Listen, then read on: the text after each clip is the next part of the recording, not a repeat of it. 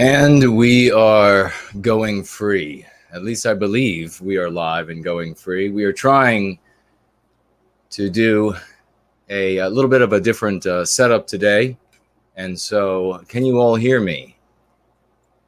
I see you all saying that you could hear some white noise. Yes. Well, the white noise that you hear are the AC units going on overdrive. It is with the heat, I guess the heat index or the real feel is what they call it, is 103 in DC today, 103. So it is a pleasant day here in the nation's capital of the United States.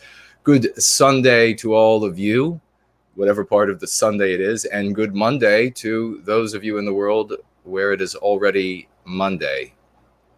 How is everybody doing? I see Seaver Hamlin is here. Andre is here. Mrs. Horst is here. Ann E is here. Just a guy. Raymond is here. Great to see you. Ryan Manley. We will be up on Entropy soon. At least I expect to be. Phoenix Fire is here. Great to see you. Lisa is here. Kenneth. Always joined by the best people in the white positive sphere. Arian is here. Good to see you.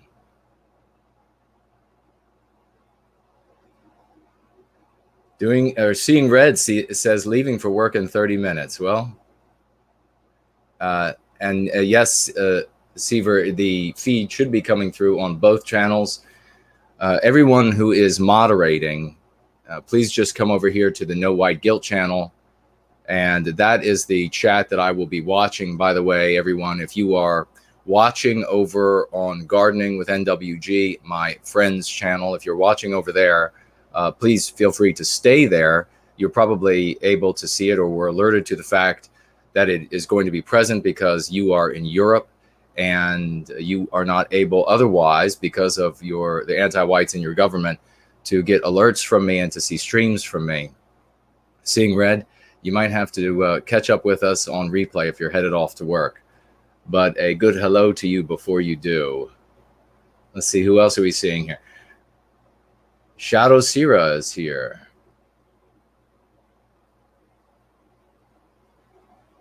Jared is here. Bill Rogers is here. Great to see you all. If you could please, while we're trying to get rolling, get things started today, if you could, please take the link for this show, for this episode of Going Free, paste it in your Twitter and tweet it, send it out over Gab, Facebook, VK, Tumblr, Minds, Kanad, Parler. If you're on Twitch, there as well, steam it. Share with your friends. Share it all around. D Live, of course. In total, I think we're going to be broadcasting from 8 or 9 or onto 8 or 9 different channels / platforms today. First time with this number. And this is a response to this enormous effort by the anti-whites to censor us.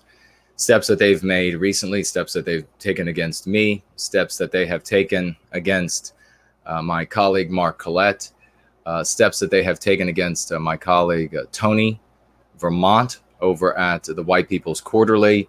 And I will hold that up again. If you have not purchased the White People's Quarterly, it will be available again. The anti-whites were briefly successful censoring the magazine from the publisher, which is, who was that publisher? Babel. I was going to say Dribble. That's probably more accurate for what they do from more than one orifice.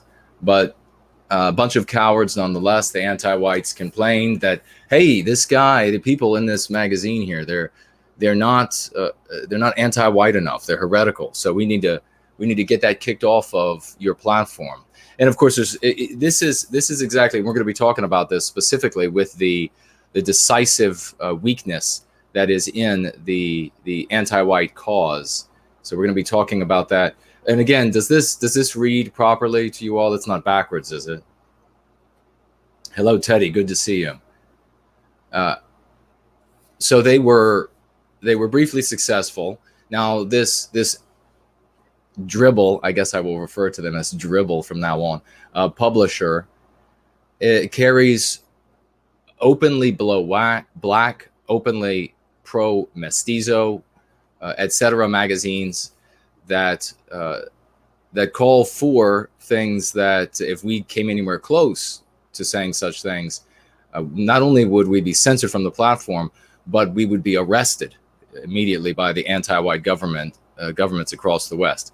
So what they fear, what they hate, what they loathe is white people reestablishing our identity, coming together as a people again. And we'll be talking about why that is. And things like the White People's Quarterly will contribute significantly. All of our other artists that we have diligently working away to recreate a people out of this race. These are the folks that the anti-whites are going to target.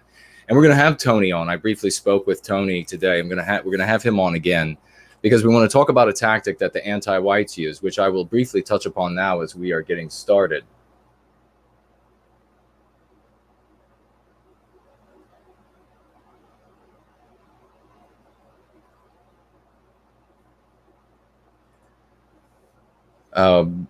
I was just reading a message from the good folks at Entropy, we were trying to resolve the issue and get this stream up on Entropy, because over on Entropy you can super chat at 15%.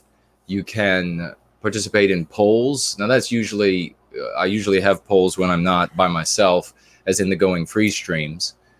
But you can there. You can also specifically ask questions on a question widget, if you will. And people can upvote those questions. So the question that interests the most people rises to the top, and therefore rises to the top for me, and I will see it. And you can carry on the conversation over there as well. You can see the stream there. You can see the live chat over there as well. Statements you make there over on Entropy are not translated back to or auto-populated to YouTube. But you can say things over there and talk with others on Entropy. So as soon as we have that up and running, I'll let you know. So let's see what you all are saying. There is a possibility, a significant possibility of a powerful thunderstorm hitting the DC metropolitan area, given the heat. We've had heat thunder throughout the morning and afternoon. So if there's a significant thunderstorm, that means, of course, there's a possibility that the power could go out. And if that happens, it's not because the government has taken me out. It just means that power has been interrupted. The great spark, white man's spark, has gone down temporarily. And when it's back up, if it's back up in a timely manner, I'll jump back on the stream and keep things going. If it is not, then we'll just get together next time. Raymond says, just got email, bumper sticker on way. Yeah, all right, Raymond, that's awesome. Recently, Raymond purchased one of our No White Guilt bumper stickers, and it is on its way. So that'll be a fabulous thing. It'll be hard for anyone to argue against it.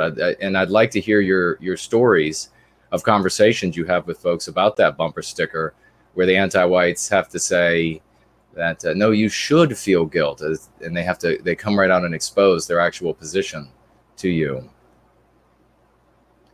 Overwatch asks, what is PWR? It is the Patriotic Weekly Review, which takes place, it is live streamed from my colleague and friend's channel, Mark Collette, and it is a weekly show. We're going to be talking about that show today. Right here in the beginning, before all of you Brits go to bed. Crash Bank says, hey, hello to you. F. Smora writes, howdy, NWG. Hello to you as well. Jump Cord writes, afternoon, NWG. Good to see you. Hello to you.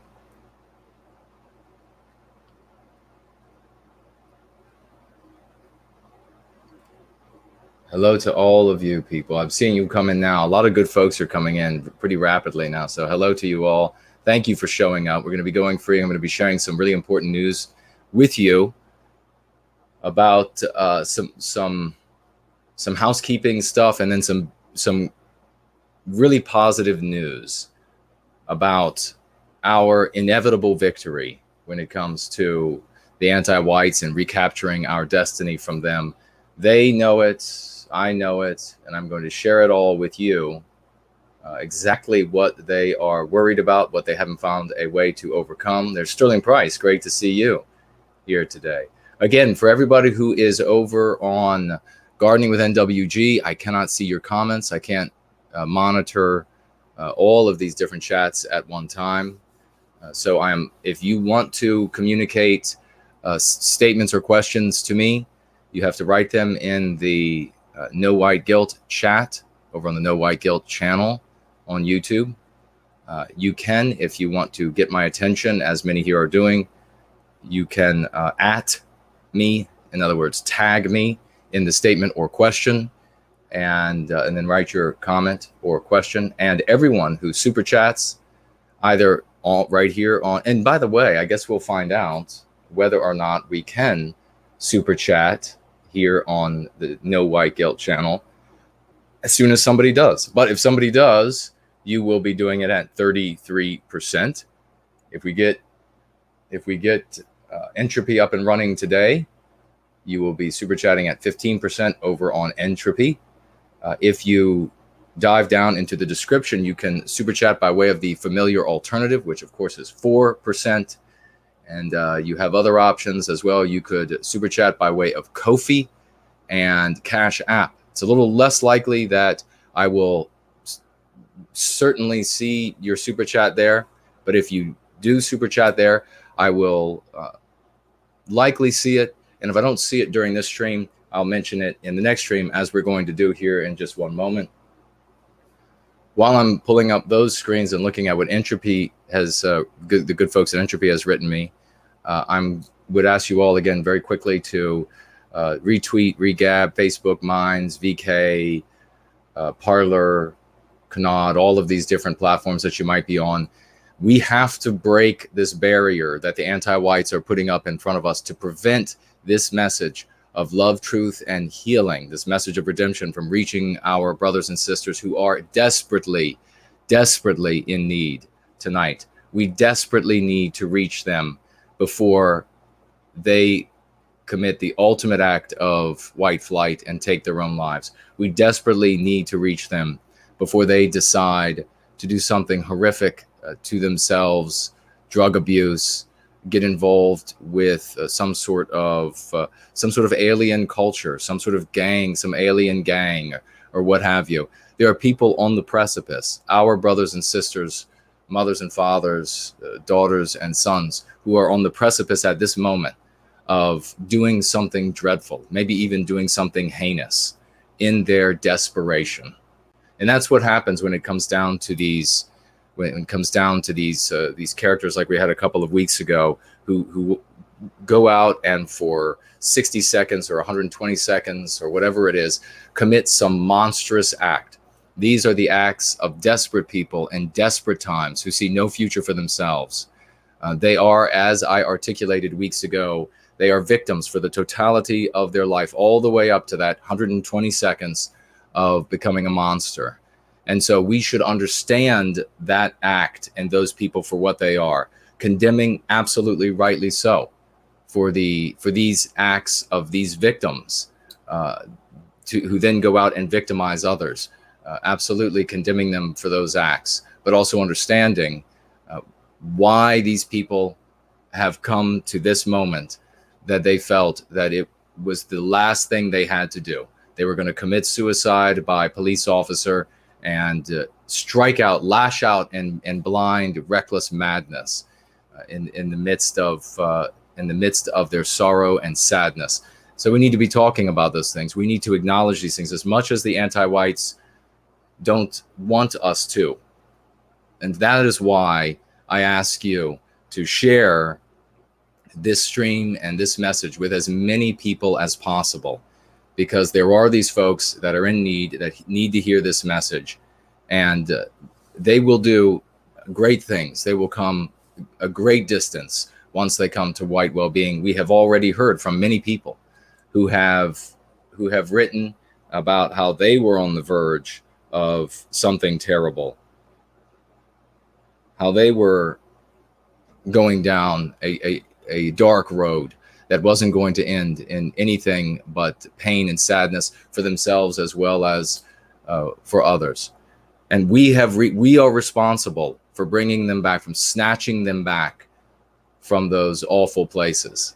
And so, because of that, I ask that we get together, as many of us as possible, and we share the stream with all of our circles of influence. And it looks like we are able to super chat on here, because we just received one from Tyler, super chatting with $9.99. Thank you so much for the kind super chat, and for helping us determine that we can super chat here on YouTube, No White Guilt channel. Writing, not been around that long, but thanks for everything. Movement has saved my life from addiction. Have to ask, any book recommendations for a newcomer? Well, have you read Born Guilty? Have you read Go Free? If you haven't read Go Free, then the second edition is nearing completion. So just wait for that. It'll be not only in print, but in digital form as well. So it'll be cheaper. It'll be easier to obtain. And we've talked before on this channel about that you can, when I make changes to that second edition, updates to the second edition, people will be able to update their purchase, which is something that was, I think, early on in the days of Kindle and its competitor, whatever it is, that you were not able to do. So this is a magnificent thing, exactly what I was talking about. Tyler is writing, not been around that long, but thanks for everything. Movement has saved my life from addiction. This is the kind of good work that we are doing. And thank you from the bottom of my heart, Tyler, for sharing that with us. It is a difficult thing to share, that we were or are on a bad path, because we in that moment have to accept responsibility. And so many people don't want to accept responsibility. You are not entirely to blame for being on that path, of course. And you do have agency once you're an adult. But nonetheless, we recognize the vectoring, the launching point of your life, what you were trained to be and think and do throughout the totality of all of those years before you began going free. Because it's not as if none of that existed before. These are very difficult things to grapple with. And that is why we focus so much of our energy on helping people come out of these dark places and into this light, into this white light of redemption. That is why we say this is a movement of redemption. Thank you very much, Tyler, for the $9.99 super chat. And God bless you for having the courage to take a hard look in the mirror at yourself and begin to correct those things that are deleterious within you, and to share that with the greater community. That is a blessing. It's not only a blessing for you that you came across these things, but it is now a great blessing to everyone who hears what I just read that you wrote. Everyone who sees what you wrote in this live chat, it's going to be a blessing to them, because there are going to be folks who see that for the first time and they're going to say, this is a genuine route that I can go. This is a genuine path that I can save myself. We all have seen these comments online. We have talked with folks in private as well, where we see that they have given up on everything. They know with certainty that the regime, this anti-white regime across the West, is going to make their lives miserable for the totality of it. They have no meaning because they have no identity aside from this evil identity that they've been saddled with, that like a straitjacket that they can't escape. But here you can come to new pages. Here you can come to a new book, a book in which you can pen your own story, and you can pen it right along with us, something that is glorious and good and noble and heroic, that you are a blessed person, that you are a remarkable person, that you are from a magical people. That is the true story of Western kind. And it has come to this, that now we have to circle the wagons, so to speak, as we used to have to do in the old Western Front in the United States, when the Indians would come to attack the wagon trains, and they would circle the wagons. I understand this kind of thing, this defensive tactic was done many times, Australia and places in Africa. Circle the wagons and try to protect the women and children, property, etc., from the onslaught of these other groups who didn't show up with flowers and food to welcome us and to share their land and to teach us how to feed and clothe ourselves because we were so incompetent, as this new anti-white narrative teaches our children today. No, who indeed showed up with bloodlust, and we indeed gave them bloodlust in return. That is a reality, and that is something that, by the way, when an anti-white talks about history, they're never going to allow even a seed of truth to enter into it. So there won't be a moment that they say, well, yes, these groups, these non-white groups, for example, that they did anything wrong whatsoever. No, they won't allow a single seed of truth, because for them, the entire thing is fiction. The entire thing is make-believe. The entire thing is fabrication, superstition. That is why so often you see these claims by anti-whites, just as an aside, that have no basis in reality whatsoever. It is pure superstition, and they just believe in it with nothing more than the faith of a religious zealot. That's why their behavior is that of a religious zealot. That is why the words they choose to attack you are the words of a religious zealot. So we have a super chat from Mrs. Horse for $9.99. Thank you so much for that kind super chat as well. She didn't write anything, but she's saying a lot with that $9.99. We also have a super chat over on the Familiar Alternative from Seeing Red. Thank you so much. Right before he heads off to work. $5 by Seeing Red. Thank you. I hope you hear this before you do leave for work. And writing, I'm leaving for work. I'm here for the duration. Let's make the anti-whites cower. Amen. Let's make them cower. They are cowering indeed. There's a lot that I'm going to be talking about here that the anti-white elites are very afraid about, and they don't have answers to, ladies and gentlemen. In fact, they are predicting our victory, and by victory, we define that as the recapturing of our destiny. They are predicting it if they cannot prevent us from coming together as a people, building a people out of this race again. That is why there is so much energy and wealth and time invested in shutting us down. And that, circling back to what I was talking about at the very beginning, which is that we're going to have Tony on to talk about something that I'll just mention now, that the anti-whites they pay people to attack content producers that are new to the scene.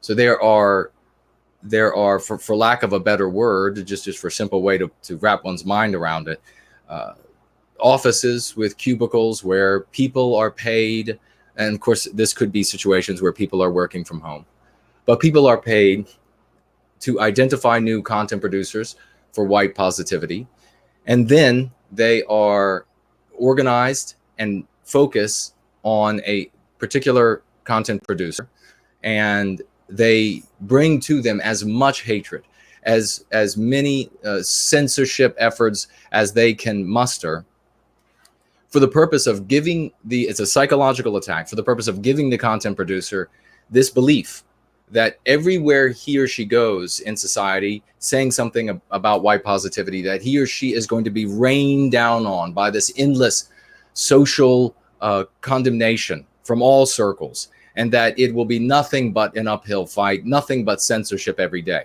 Now, we know this is a concerted effort, an organized effort, because of the way it always ends. It comes on like a tidal wave, and these types of attacks and these comments, etc., they can be the majority of the comments that a content producer receives. Nobody else knows about the content producer, whether it's somebody producing video or a blog or what is it? Radio. What is that called again? Podcast. If whether it's a podcast or producing a magazine, for example, no matter what it is, all of this suddenly comes in on them, and they're left with the belief that there's nothing they can do. There's no work that they can, no endeavor that they can make that isn't going to be attacked relentlessly like this day after day after day. But for those who stick it out, for those who stay through this giant onslaught, suddenly a Tuesday will come or a Thursday will come, and it's all gone. It doesn't wean off slowly. If it were not a concerted and organized effort of people who are being paid to do that for a living, it would slowly drift away. It would slowly die down, these comments, the threats against family members and the like, but suddenly it's gone. Now, the only way that happens is because some manager somewhere has made the decision that we've given it all we can to chase this content producer for white positivity from the internet, from the production sphere, whatever it might be. We've done all we can to chase them off, and they're just not going. So we have a limited amount of time, a limited amount of employees. So we're going to focus our attention someplace else. So rest assured, and I've seen this just too many times now for it to be a coincidence. I've seen it too many times now. I've talked with too many content producers to not discern the reality that there is a concerted effort, and that there are perhaps, a great many teams that are doing this at any given moment. Any individual having numerous accounts attacking a content producer, and they focus most heavily on our women who decide to take a stand for white well-being. As soon as they begin producing content, no one in the world knows about them, but these anti-whites find out about them, and then some team somewhere is tasked with running them off. The threats come in, the threats of, we know where you live, we'll get your children, come in. They know all these obvious points to go after on a woman to terrorize her.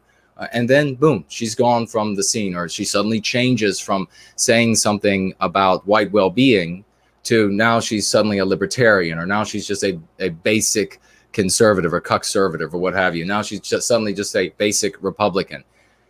That is the intended outcome of such efforts. But I say again to all of you who might be hearing this either live or in replay, and a big hello to all of you, much more numerous, who will be watching this in replay, that if you stick with it, despite their threats, despite them getting you censored from this or that platform, if you stay with it, suddenly it will evaporate. Whatever team that is tasked with caring about you and running you off, just like the Stasi was tasked with, okay, here are the names of the people that you have to terrorize and make them think that they're insane.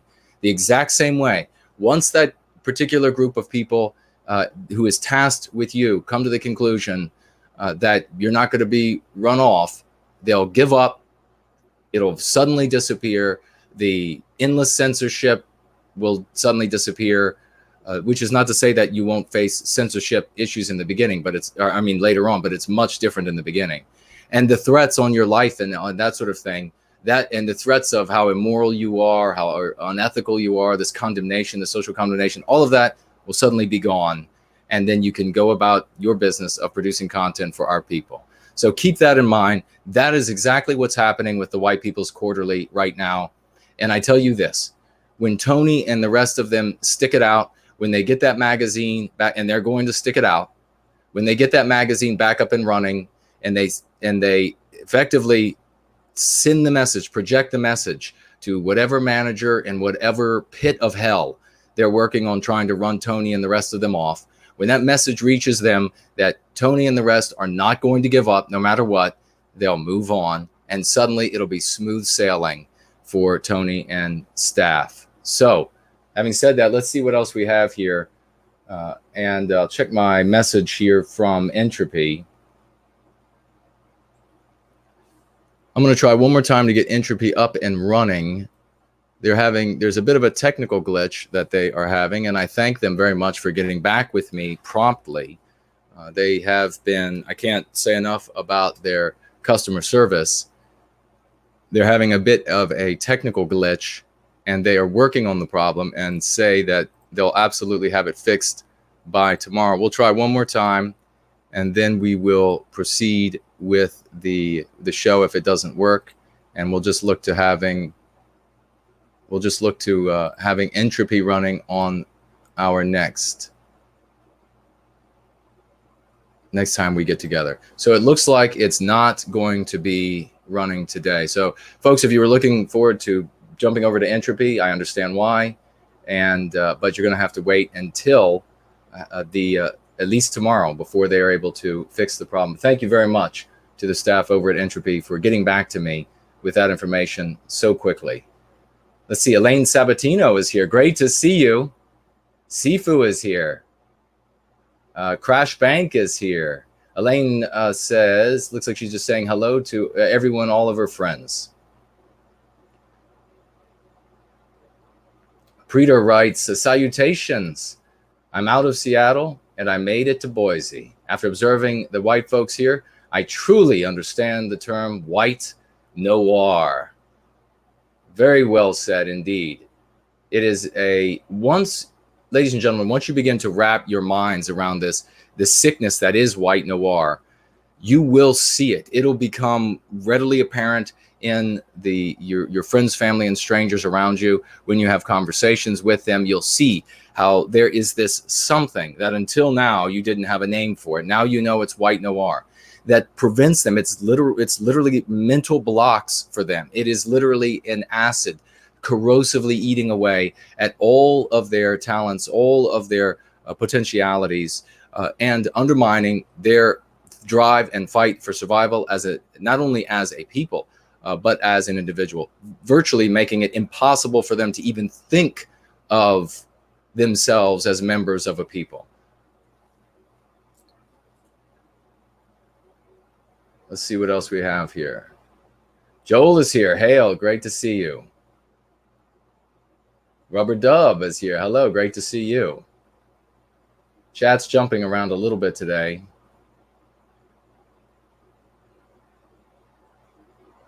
I saw it jump, and I thought I saw Poseidon. So if my good brother Poseidon is here, I say hello to you. I see Imminent Rain is here. Great to see you as well.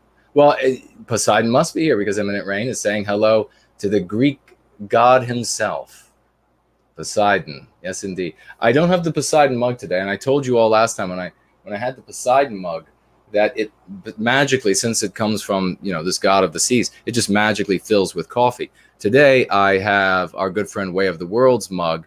Now, the interesting thing about Way of the World's mug is that no matter how many times I pour coffee into it, it tastes just like tea. So I don't know, might have something to do with origins. Way of the World, though, check out his fantastic videos and great work for the cause of white well-being.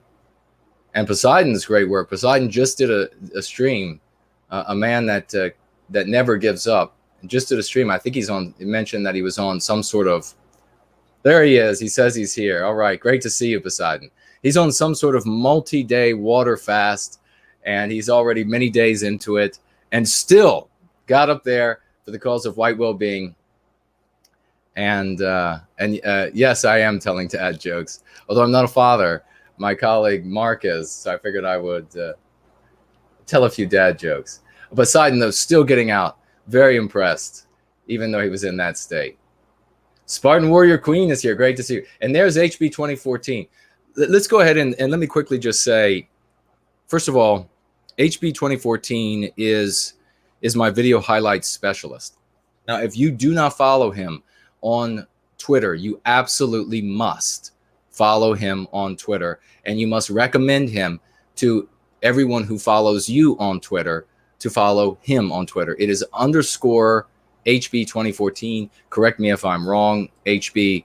He makes video clips of my orations, video clips of Jared George, video clips of the guests we have.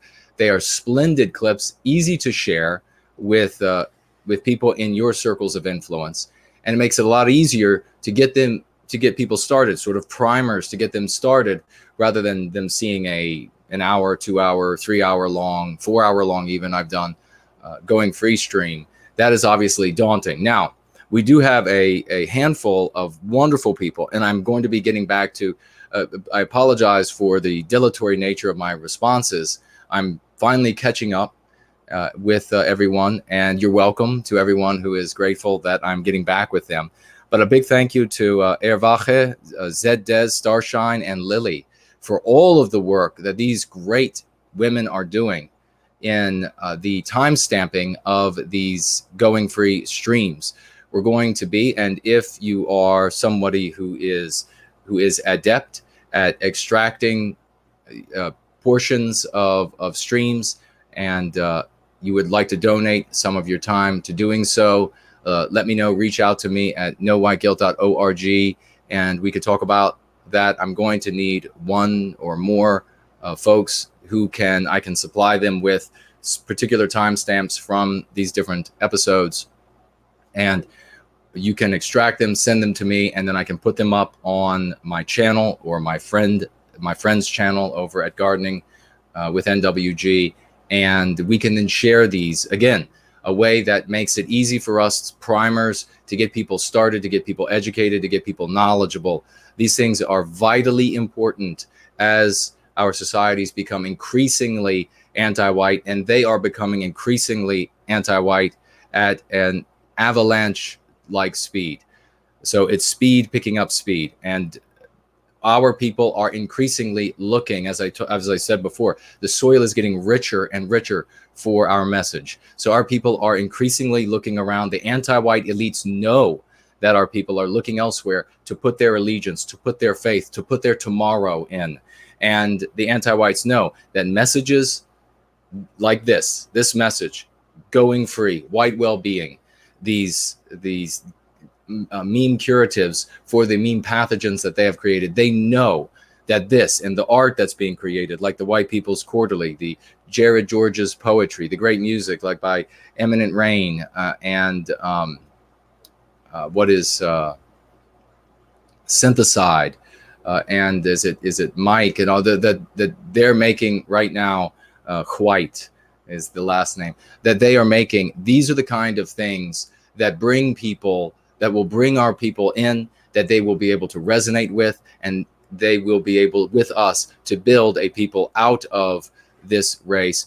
We will be the ones that will survive the bottleneck and move on stronger and smarter, better looking, healthier, etc., than the people we left behind. Rest assured, we're not going to lose one good person from the anti-white crowd. Not a single one. Any white person out there that is anti-white will be no loss to us when they don't make it through the bottleneck. But there are a great many of others out there that we need to reach. And that means we need to circumvent all of this censorship, all of these roadblocks that the anti-whites are putting up in front of us. So that means we're going to have to work together.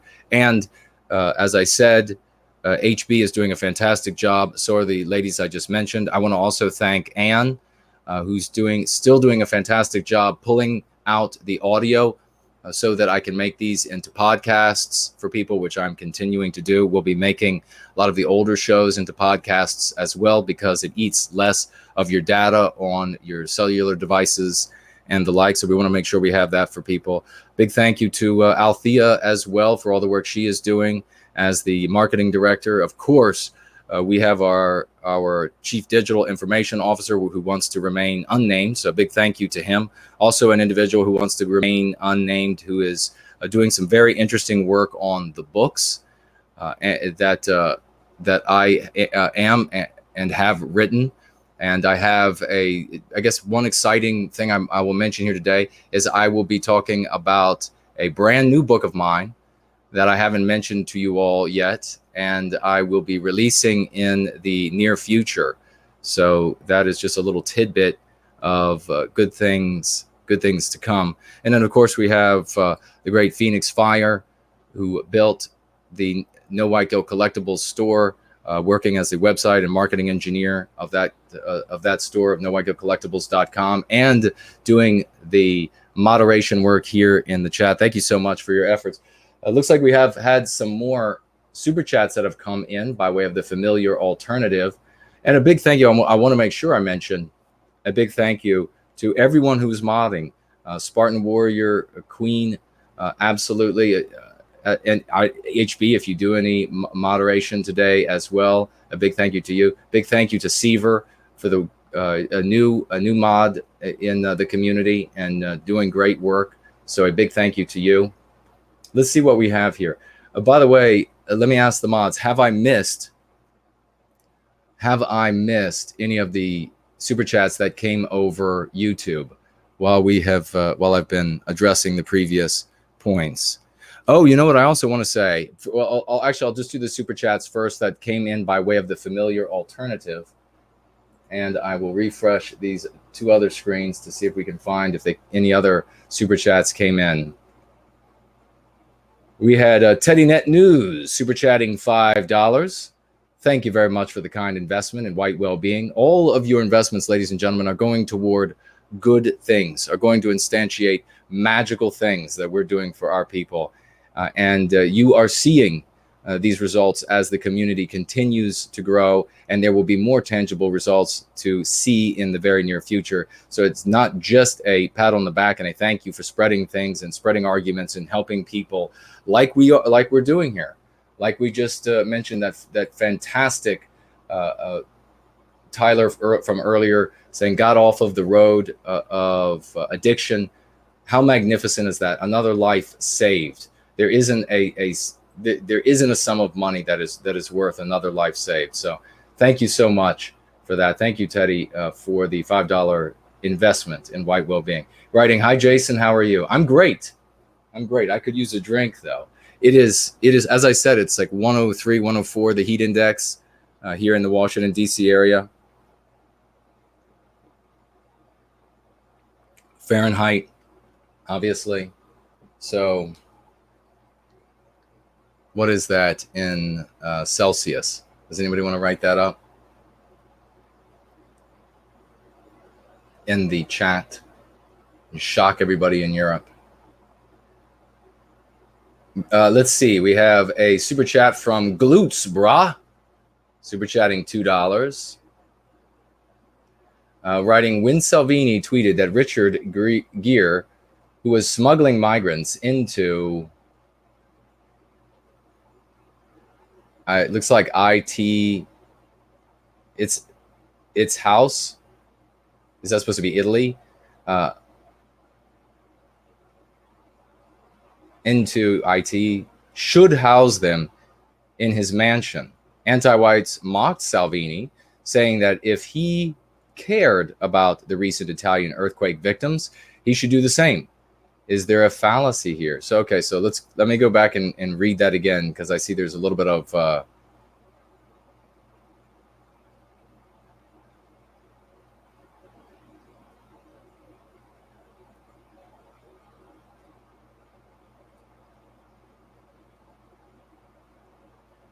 okay, so what Glutes is trying to say here is that it is wrong for Salvini to say of non-Italians, non-whites, that it is wrong for them to be aided by this anti-white Richard Gere to criminally bring them or otherwise into Italy, so that the Italian taxpayers, so that the white Italians, the real Italians, should have to pay for these people, should have to endure the cultural change that they will inflict on Western civilization in Italy, should have to endure now I know their crime rates, according to the anti-whites, the non-white crime rates, especially of border crossers, is just infinitely lower. And according to the ADL rules on YouTube, we cannot say a particular group of anything other than white people. We can say anything we want about white people, but we can't say that what cannot be said, for example, is that border crossers have a higher rate of crime, whether that is true or not. We're not allowed to say it because the anti-whites will censor the channel. So even though I'll just say that even though these border crossers have a lower rate of crime than the native Italian population, that Salvini not wanting his citizens to be harmed by them, it's this anti-white argument that why do you object to you're already being or dying from X, you're already being victimized by X. Why do you object to me increasing that by having you victimized by Y? Well, go to hell. That's why. I mean, if you make it as blatantly obvious that you're anti-white, and that's what Glutzbra is doing here. He's saying it's wrong for Salvini to say that the taxpayers of Italy, that the white people in Italy should have to pay, that they should have to for these anti-white, non-whites. And rest assured, when these people come flooding in, they're not coming there to make Italy better. They know there's a welfare state. They know that there is more there to be gained. They know that they're taking people's jobs. They know that they're going to be getting on people's backs with these welfare systems. So they're not there. If there was no welfare system, if there was no handout to them, if they weren't going to be able to easily obtain a job at some cut rate and undercut some Italian citizen, they wouldn't show up. And the only ones that would show up would be the ones who would be willing to contribute to that society and better that society. And that, my friends, would be less than a trickle. So Glutzbra is saying in this anti-white way that Salvini, it's wrong for Salvini to object to this happening to his people because he's a hypocrite, since he doesn't want to invite earthquake victims into his own home. That is a apples and oranges comparison. It is a demonstration of an anti-white argument. Glutzbra is probably anti-white and just demonstrated this. This is not a, this kind of a question is phrased in such a way that it's not coming from somebody who is going free or what have you. It's coming from I'm trying to trip you up, but you've accomplished nothing. Glutzbra, what you've essentially done is you've just demonstrated how anti-white you are by saying that it is wrong for Salvini to say that Richard Gere should pay for all of these people. He should suffer them. If he wants them so bad, if he wants to bring them out of the countries whence they come, he should pay for them. He should pay for their food and housing, etc., not the citizens of Italy. That he should have to suffer any predation or criminality that they may exhibit. I know they're all lawyers and doctors and physicists, but some of them might prey upon Gere or his family members or what have you. That he should suffer it rather than the Italian citizen, rather than a single Italian woman being raped by one of these people.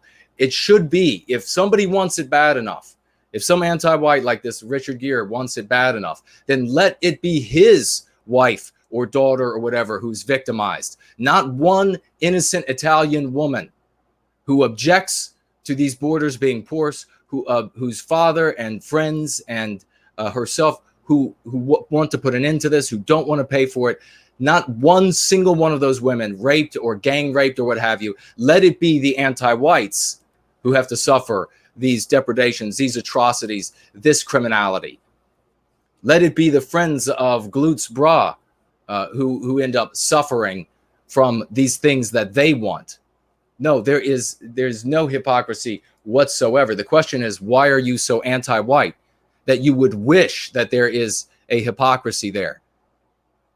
That you wish that there is a comparison there between Salvini saying that Gere should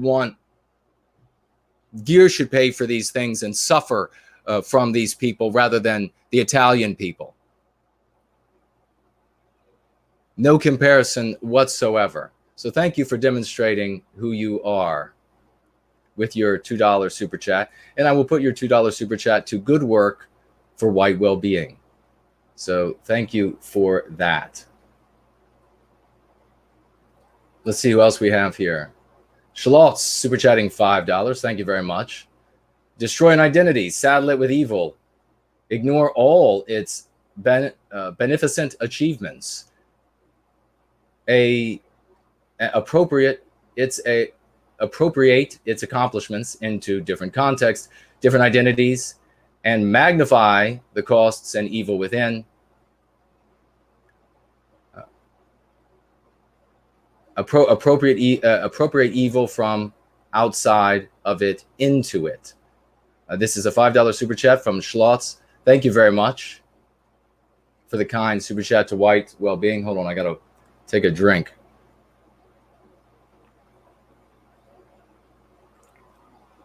That is very well said, good sir. Very well said. That is exactly what they do to our people. And it is exactly the reason why we have these kind of comments about, isn't it hypocrisy when Salvini doesn't take Italian citizens into his house when there is an earthquake? And yet he's saying that Gear, who wants to bring in all of these anti-white non-whites into Italy for the Italians to pay for and suffer from, should take them back to his home. No, Gear should have to put them behind his high walls.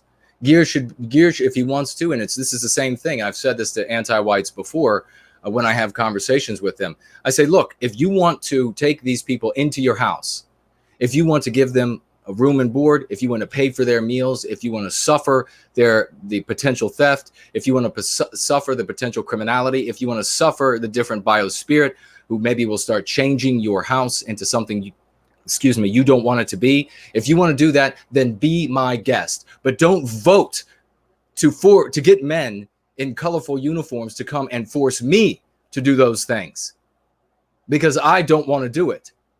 I don't want to give up my civilization. If you do, then be my guest. If you want to give up the civilization of your house, if you want to give up the safety of your home, then be my guest. And that is, you could say it to every single non-white or anti-white, whether non-white or white. Patrick super chatted $20, writing no message, but saying a lot with that $20. And all of this was by way of the familiar alternative. So thank you all very much for those kind super chats.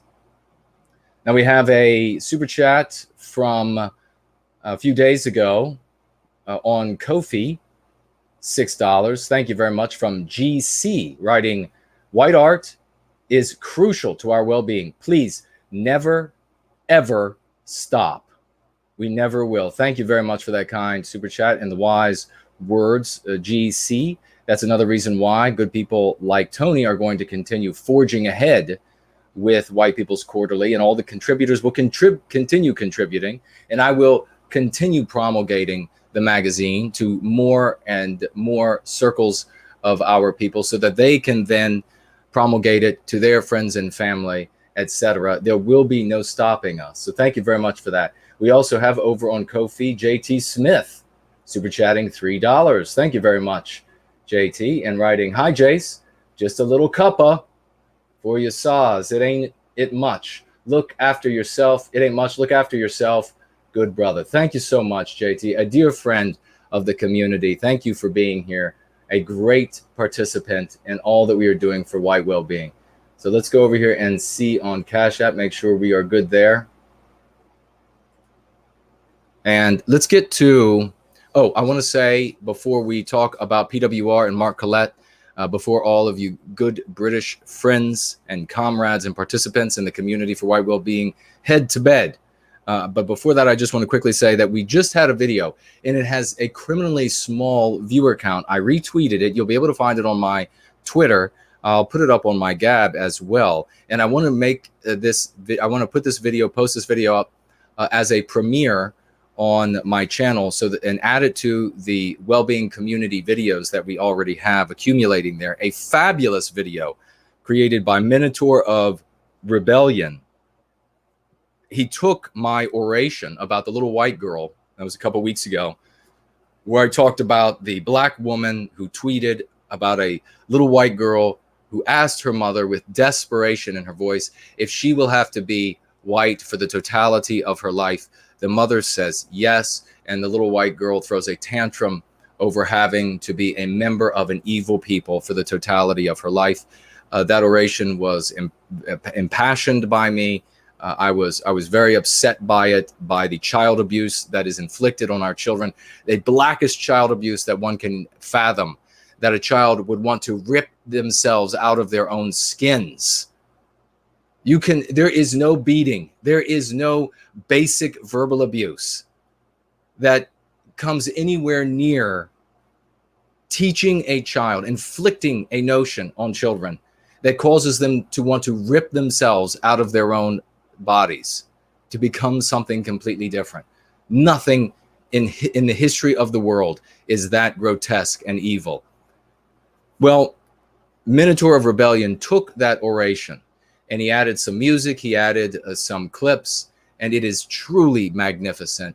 He tweeted it, I think it was 2 days ago, and you can find it on my Twitter. Watch it once we are finished here. And let's reach out to him. If you know who Minotaur of Rebellion is, reach out to him. Let him know that I wrote him on Gab. I wrote him on Twitter, and I asked him if he would be okay with us premiering the video. It'll get far more views by being premiered on rather than the 17 views or whatever it has on my channels and put up on all of my different platforms.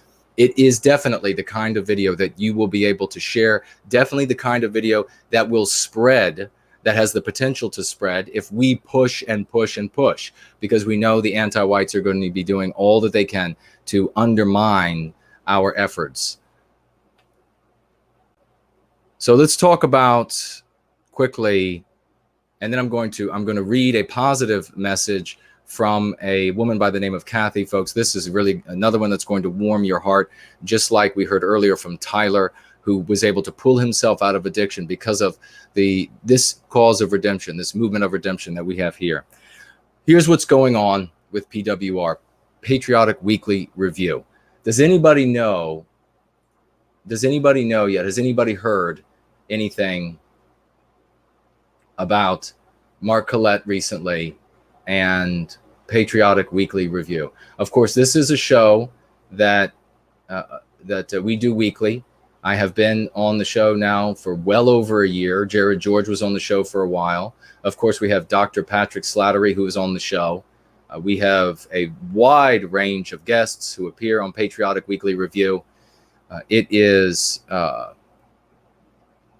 educational, it is entertaining, it is fun. And recently, Mark participated in some debates and incurred the ire of a particular group of non-white people who are also these particular non-white people or members of that community are anti-white as all hell. And so they decided that, and of course, another interesting fact about this particular group of people is that they have no power whatsoever. They are this powerless group that is just always victimized.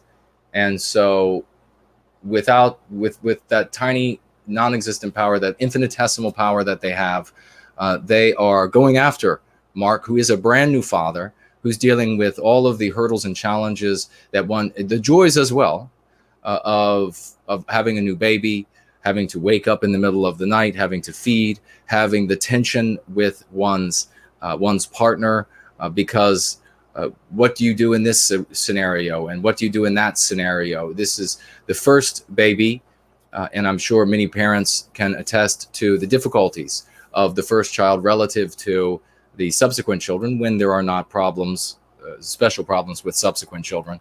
But the first one is always a big challenge. So he's dealing with all of this as a brand new father, and he has this community of anti-whites, that of individuals in this community who are anti-white, who are coming after him with as much hatred, with as much mendacity, with as much evil as they can muster after this new father. Now, what kind of tension is that going to put on that relationship that is already under pressure? What is that going to do to that dynamic? What's going through these people's minds that say to themselves, now's the time to strike? Not that we have somebody here that disagrees with us, not that we have somebody here that has made some cogent arguments and we're going to have to construct some cogent arguments in return in order to defeat him philosophically, to defeat him ethically, to defeat him morally, and all of these on all of these different layers that he has gone to battle with them over. No, none of that. No, it's not that they want to defeat Mark's arguments. No, now they say, he's a new father. He's going to be under stress. He added stress. He's going to be under a greater potential for conflict with his partner. He's going to be trying to care for a brand new baby. And trust me, many of you probably know this.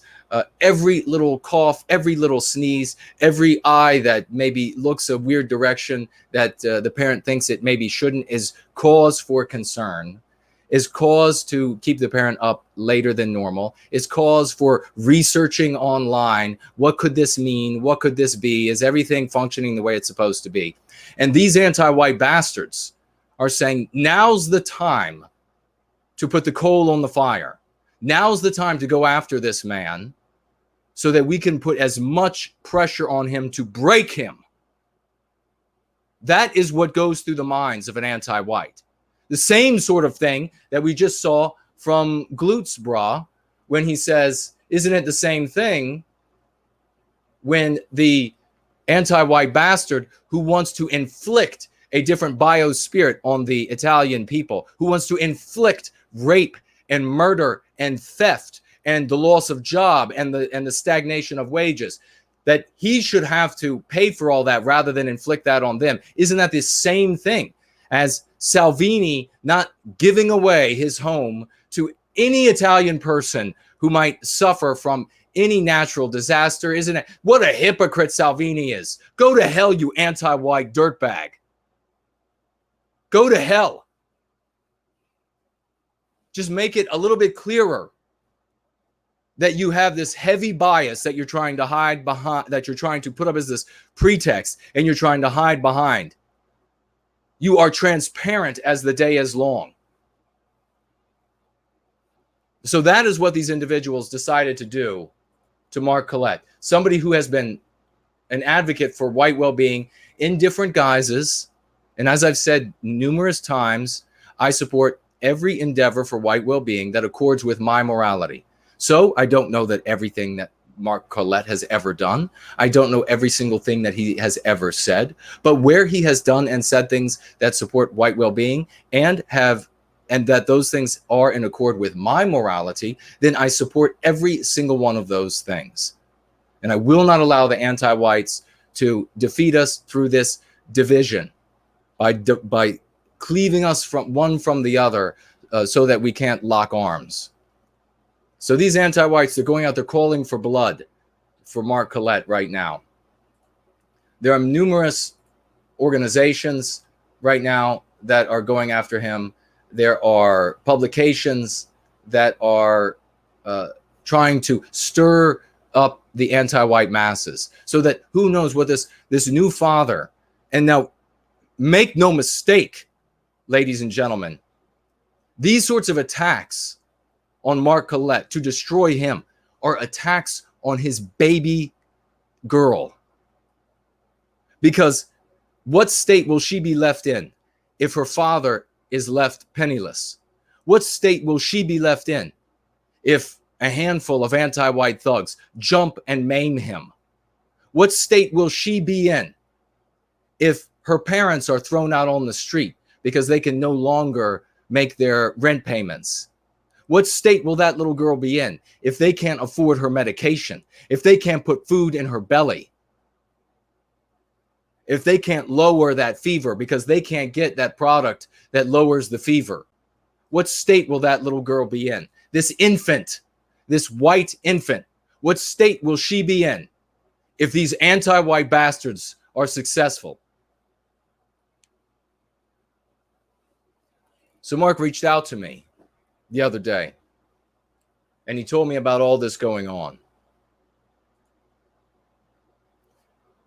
And he told me that one of the consequences already are that he is now denied the right, arbitrarily denied the right to live stream. This is a source of truth and hope and happiness for an uncountable many scores of thousands of individuals, and many scores more who will hear those messages, to the tunes of hundreds of thousands, maybe even millions, that will ultimately be reached by the good work that he has done, is doing, and will do. So what was my response? What would yours be? When one of our brothers or sisters in this conflict for white well-being, in this attempt to recapture our destiny, is attacked, and their baby daughter is attacked, what would your response be? So my response is that PWR will be airing on my channel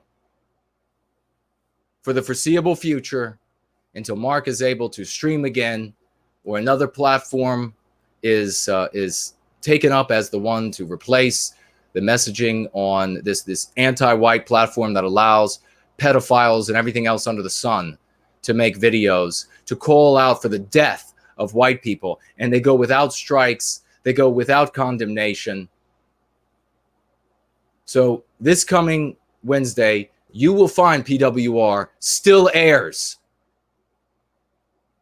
If you think for a minute, this message to the anti-whites out there, if you think for a minute that we are going to allow one of ours to be struck down by you, to be attacked by you, and that we won't rally, you better think again.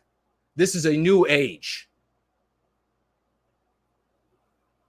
This is a new age. This is a new movement. This is a new cause. This is a new vein in the white positive sphere. There is no giving up. There is no compromise.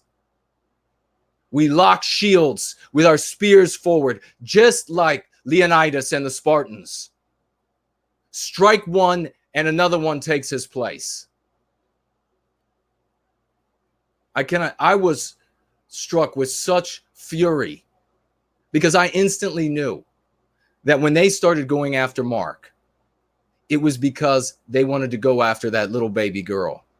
That those pictures he showed of that beautiful little angel, that is their target. That beautiful little angel is their target. Those are the kinds of monsters that are our victimizers. And there is only a certain set of behaviors and responses that monsters understand. And it is what we're doing here. They celebrated for a day or two, thinking that they have taken Mark Collette down. Well, they didn't take him down. Mark is going to march on, and the show will continue, and people will continue to go free by way of the information that is shared on PWR. So let's see what we have here.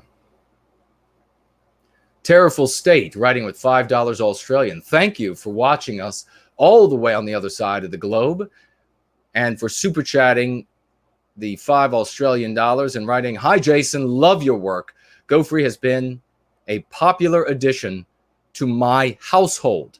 I'm happy that more and more Australians are going free every day." Amen. And thank you for giving your testimony. That is the good work that we're doing here. You just played a huge part in getting that message to our brothers and sisters, not only across Australia, but God bless you for getting it to other Australians, but all around the world. So thank you for that. Thank you for that kind super chat. And we have David Blue super chatting $20. You stand up for Mark Collette, I stand up for you. Well, thank you very much, David, for that kind super chat. This is $20 Australian as well, I believe. $20 Australian. We have Australia is coming through. This is going to be the I'll tell you something, ladies and gentlemen, and then we're going to read Roy Danton's fantastic super chat. Thank you so much. Something that brought me great pride when I was a young man, when I learned about, and it had to be from my own study, because the regime, they only wanted to teach me that all of my ancestors across the South, that they were all wicked, evil people that fought a war to just harm this other group of people. Absolute nonsense is all they taught at these institutions.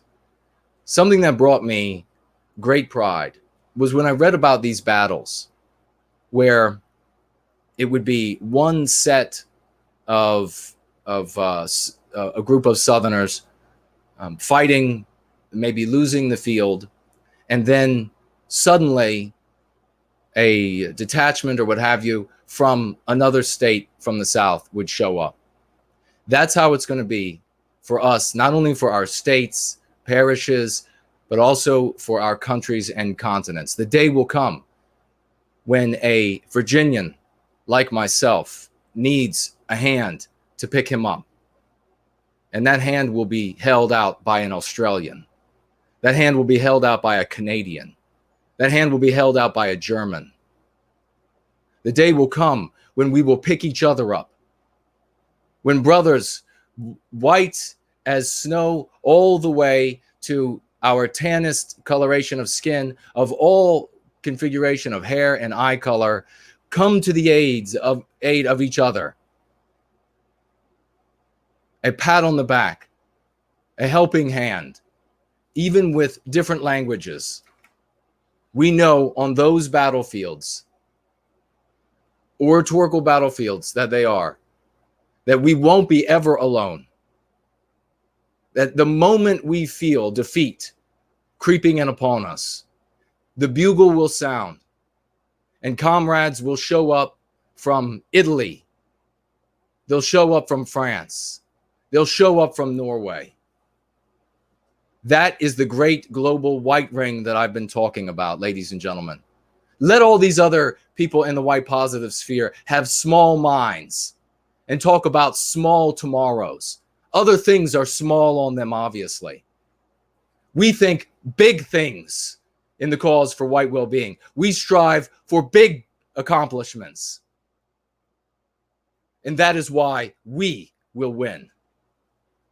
Roy Danton, super chatting with $99.99. Thank you, my good friend, participant in this community, a real player and hero, going free and serving white well-being. We stand behind our brother, and let's collect some money for white well-being. Amen to that.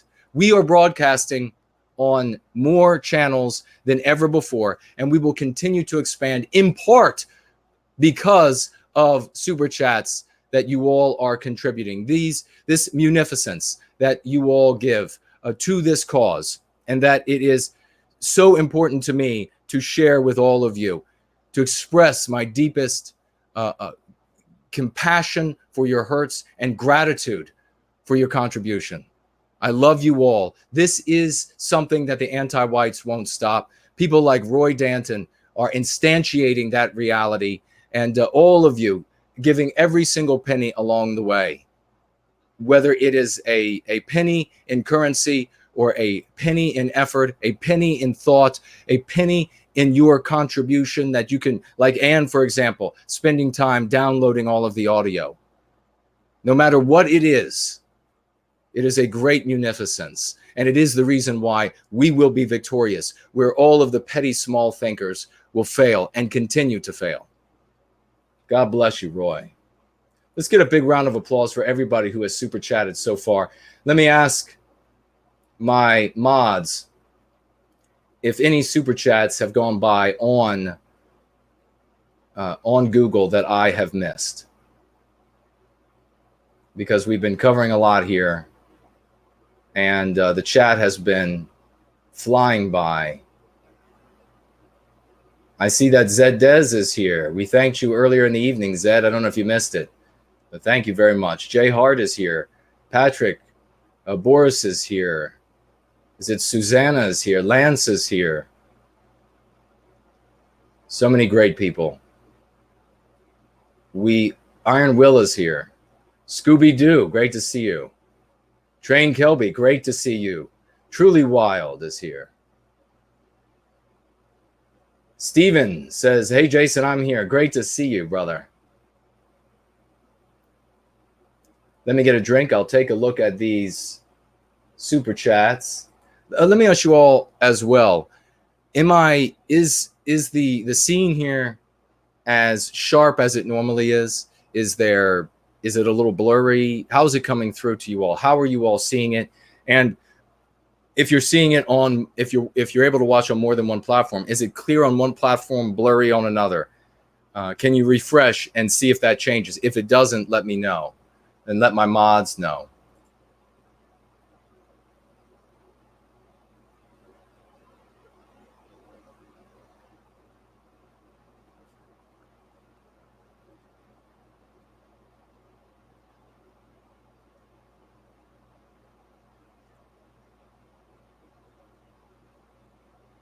Zenon Stefan writes, obviously there is no conversation nationally whatsoever about the skyrocketing white suicide rate.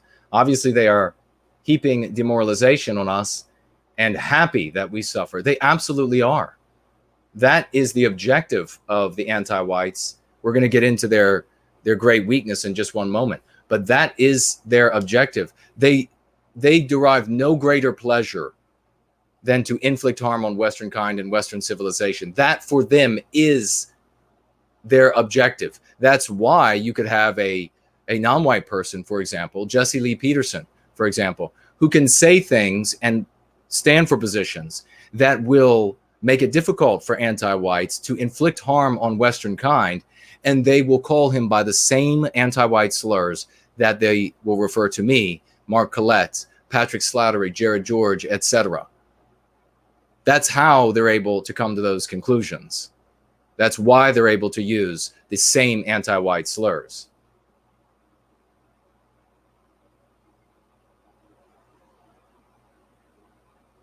Zendrofin, great to see you here. There's Syntheside. We mentioned you earlier. Looks good, Zendrofin says, but the image fuzzed out for a second earlier. Was that on YouTube? Are you watching on YouTube? Elaine Sabatino says, bye, Jason. Have to go to work. And bye to the mods. Well, you can catch thank you for being with us, and you can catch the rest of the stream later. Answered that question.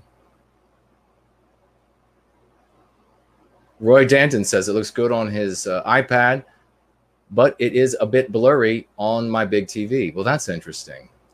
All right. HB 2014 says audio video is good here. When I glance over, I see there's Nordic Warrior is here. Great to see. That's a great name. Justin Wright is here. Hello. I glance over at the other platforms. I see that some of them they're going through moments of a little bit of fuzz and clarity. So I want to make sure that that's not something that's just on my end. And if it is not something that is just happening at the source that it's being watched at, because if it's something in between there, we can potentially work on it. Brand Danger super chatting $10. Reading Born Guilty was very gratifying for me. I went through much of what you experienced in junior high. I'm buying a copy for my mom, as she has been completely brainwashed by the anti-whites. God bless you, brother. Thank you so much for sharing that you experienced virtually the same thing. I knew when I shared my experience that there would be a great many scores of millions, even hundreds of millions of whites around the world that will have experienced the exact same things to varying degrees in their schooling over the course of their lives. I knew it would resonate with them. And when this book, we haven't even begun to really market this book and to get it into the hands of the greater public at large.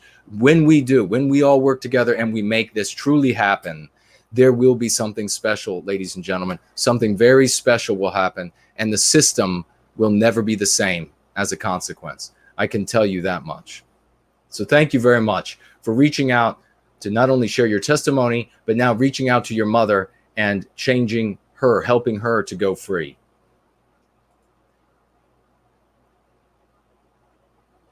Yonash is here. Great to see you. HB just said that Miss Samantha Fox lost her Twitter account. That's terrible. I hope it's only a temporary ban and that she'll be back. And if not, that she will return under another moniker.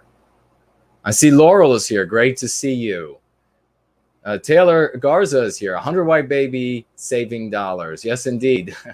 That is exactly what it was. So thank you very much for saying that about Roy's super chat. They are white baby saving dollars. Okay, let's get over here and see, by way of the familiar alternative, another piece of housekeeping news that was mentioned earlier. We'll just mention again right now. Entropy is down for the totality of the show. The staff, the good staff over at Entropy, are working on it, and they guarantee that it will be back up running tomorrow. So we'll have it running the next time we are together. Cortland is here. Great to see you.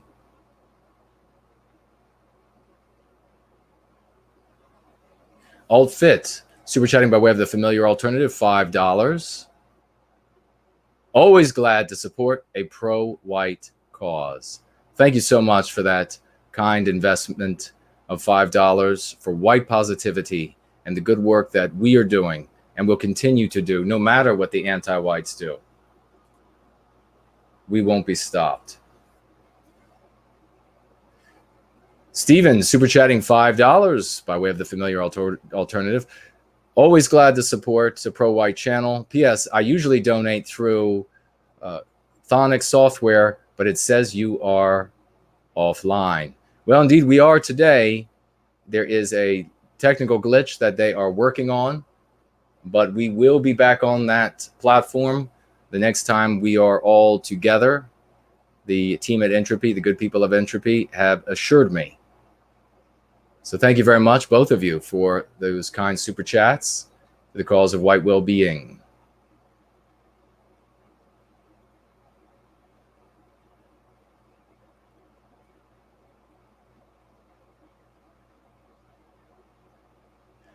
Glutes Bra super chatting $1 this time and saying that he meant no harm. He said he thought he saw a fallacy in the comparison, but couldn't put his finger on it. Well, Glutes Bra, we will take you at your word that you meant no harm with that question. And just so you know, in the future, when you phrase your questions as though they are coming from an anti-white perspective, I will respond as though it is an anti-white writing.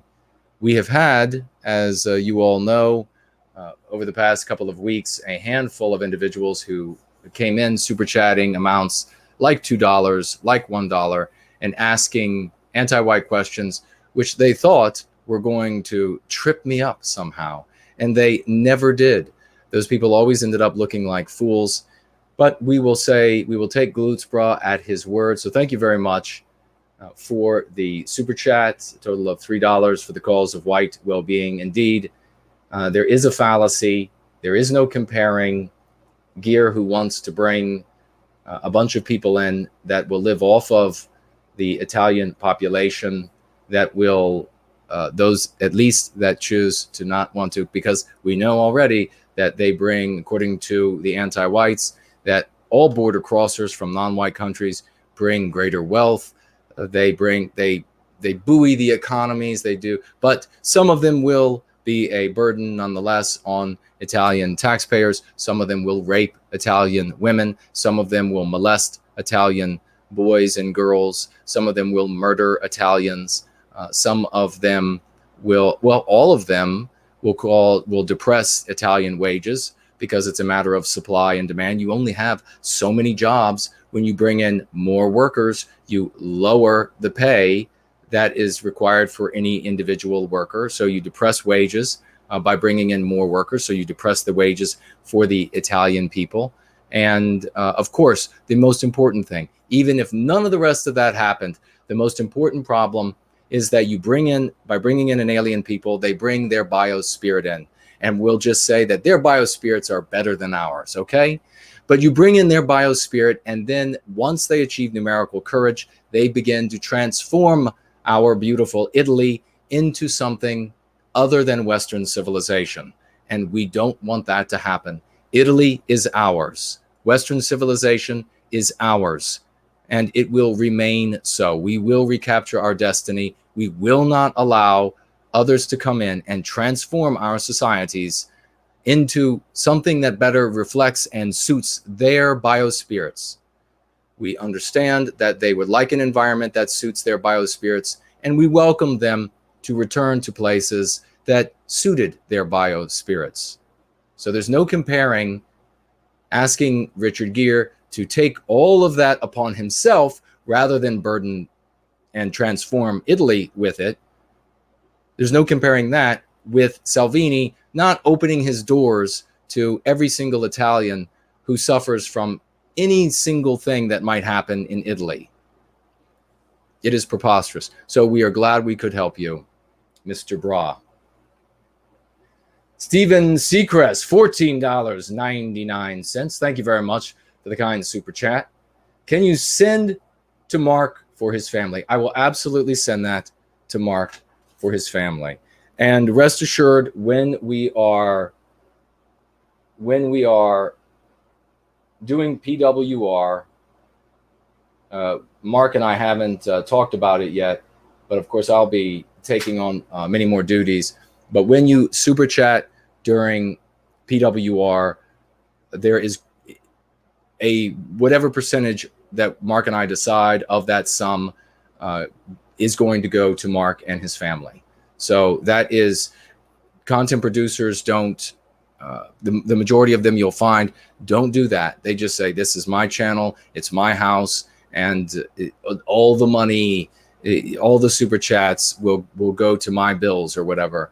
That is not how I live. That is not how comrades should behave. So yes, indeed, I will absolutely make certain that the money reaches Mark and his partner and beautiful little girl. So we have, let's see, DJ in the UK. Let's try and get a great many super chats for Mark Collette's baby girl and show the anti-whites. Yes, everybody, if you want a super chat specifically earmarked for Mark, it will go to Mark. Absolutely, no doubt, it will go to Mark. But as I said again, you're not going to be. This won't be the last time that you're able to super chat for Mark. When Mark comes over to my channel and we do PWR on my channel, there is going to be whatever percentage that might be a profit still reaching, a benefit still reaching Mark and his family. So there's no way that we are going to, and depending upon how bad things get for Mark, I mean, you all will remember, or I guess many of you are new, you'll remember that Jared George and I have held several fundraisers for different content producers that have been hit with censorship, that have been hit with hard times. We have no problem doing that, and we'll have no problem. I know Jared George would be ecstatic at the opportunity to put together another fundraiser for Mark and his family. If it comes to that sort of a situation, God, let's hope the anti-whites just give up now, because there's no chance in them derailing Mark and the good work that he's doing for our people. So thank you very much for that.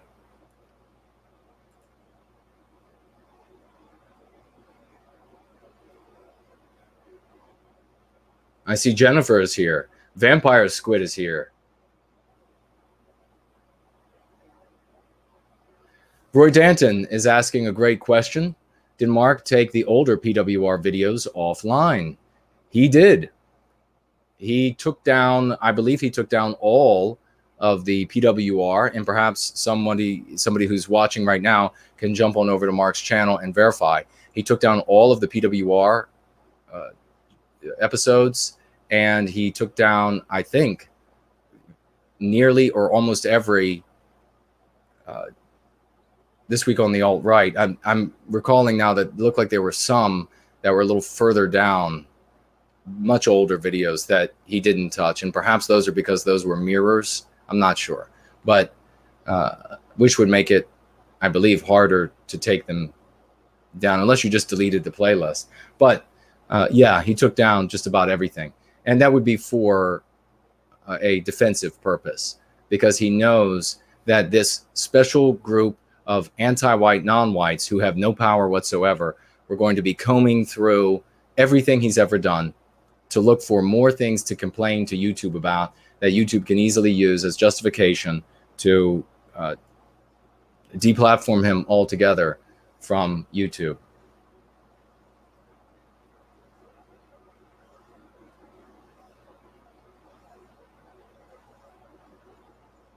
All right, let's see what else we have here.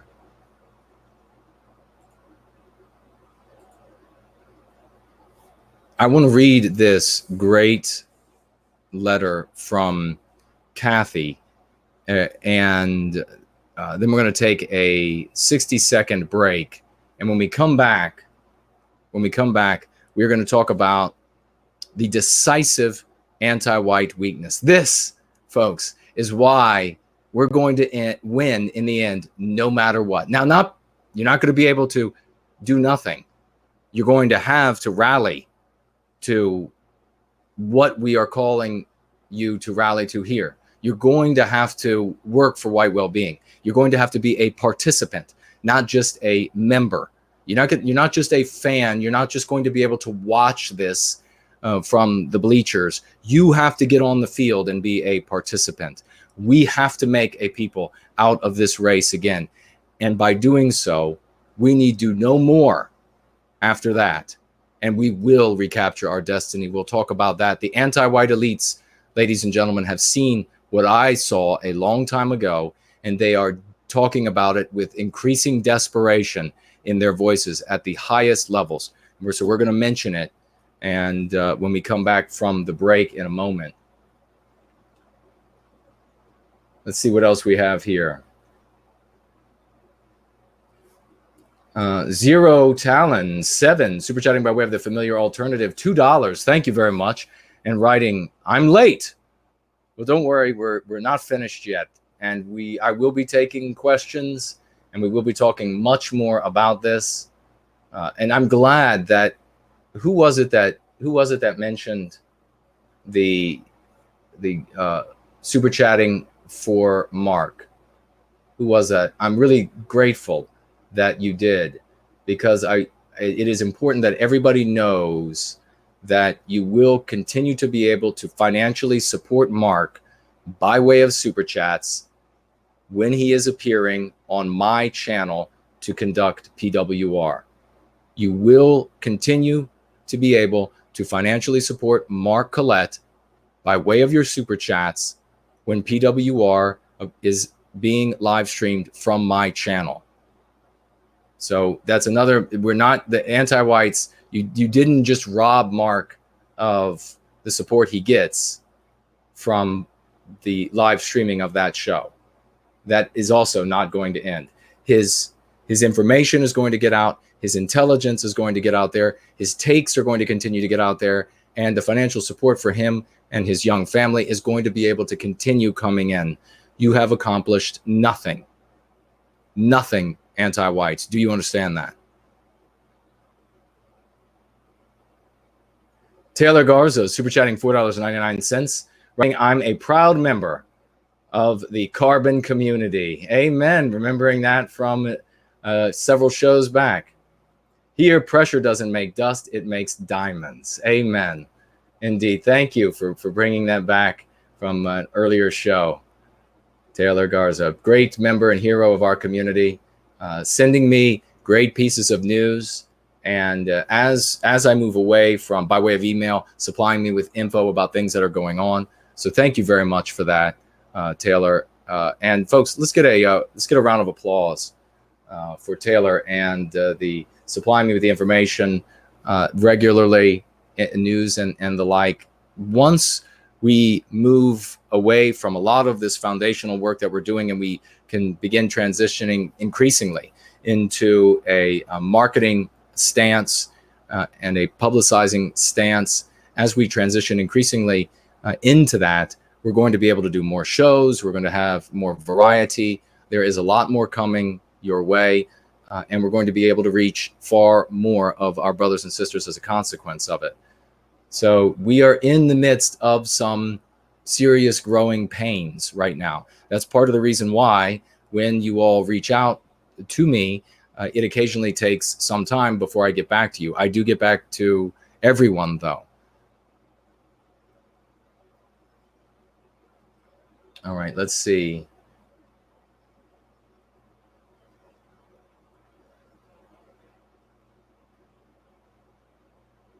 Seaver says, Stephen and Taylor's super chats. Oh, that I missed. Those were the ones that I had to read. Signals asks if Tom Kaczynski has ever been on with me. He has. We plan on having him again in the near future as he is running for president. Rubber Dub says, amazing work, Brother Jason. Thank you so much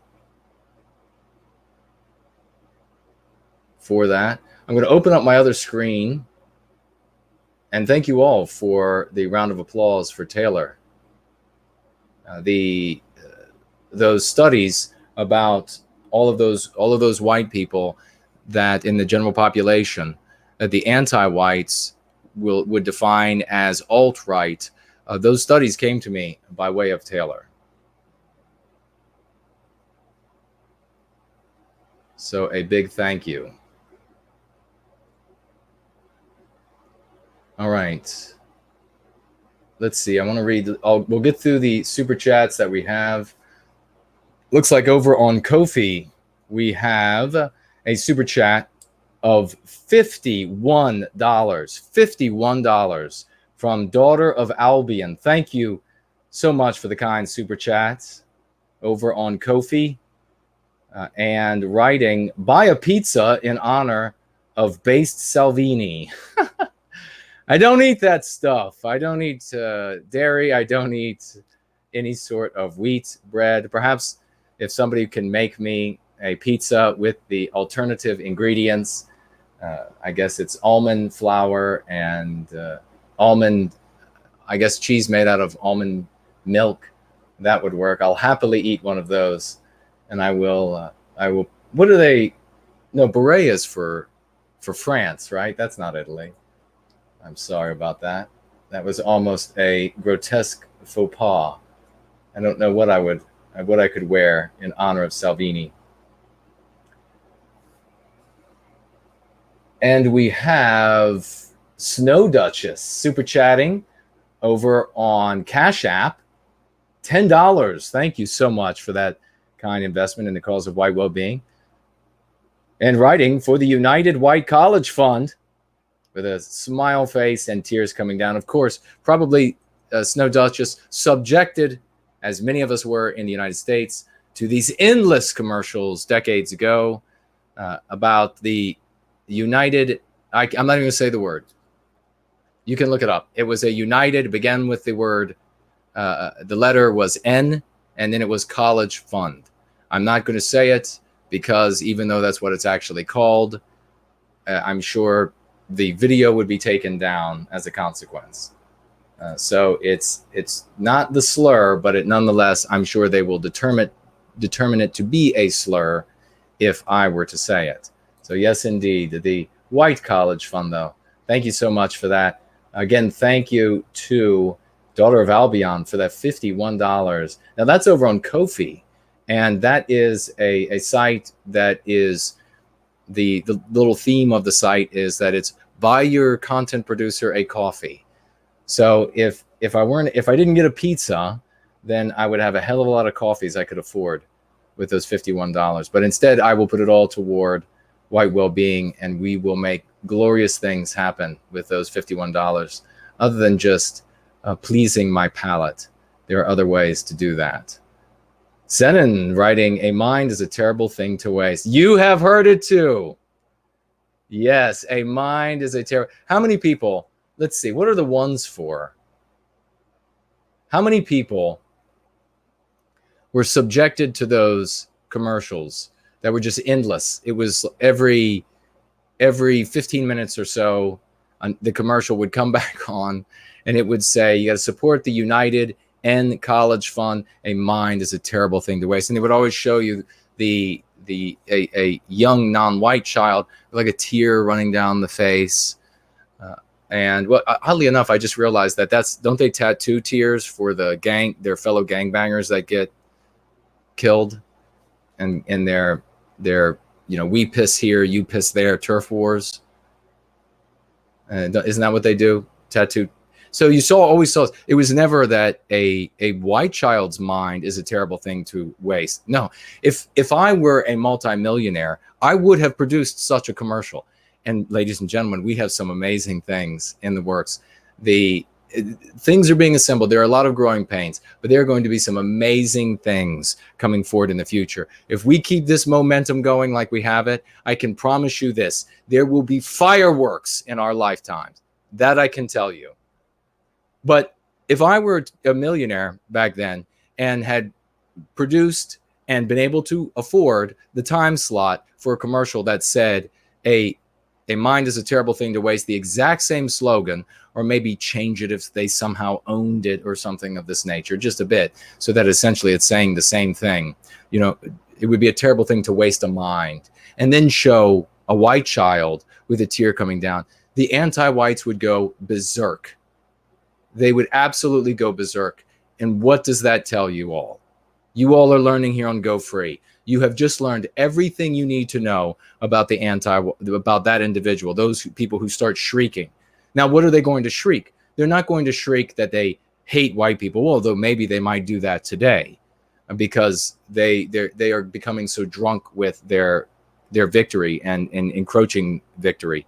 But most of them are going to try to wield numerous pretexts that are as old and as wizened as they can possibly be, and that we see right through now. It's going to be, well, what you can't focus on. Well, we saw the same thing, didn't we, when it came to Black Lives Matter? You couldn't say, anti-whites wouldn't let you say that all lives matter, because they don't want white lives to matter. If white lives matter, then that will undermine their ability to inflict harm on our people and our civilization, won't it? So always look past the pretexts. You get straight to the anti-white element in the argument that they are making. Tells us what they say there, tells us nothing, or what they would have said there, tells us absolutely nothing about the state of non-white achievement and what is responsible or causative, what have you, of that achievement or lack thereof. It tells us nothing about opportunities that are given to people whose parents and grandparents created those opportunities for them, as though we don't deserve to inherit as much as we deserve to bequeath. Right, ladies and gentlemen? We deserve to inherit from our parents and our grandparents and our great-grandparents, etc. We deserve to inherit it every bit as much as we deserve and have the right to bequeath to whom we want. But the anti-whites would deny that to you. They would deny you your rightful inheritance. That's what they do when they say you are privileged. That's what they do when they talk about all of these anti-white pretexts that follow that same line of thought, that same line of superstition, that you somehow don't deserve these things that your people, your ancestors created for you.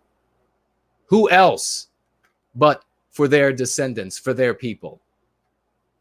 There's nothing that the Chinese are doing today that any Chinese person, sane one, would say is meant for Nigerians.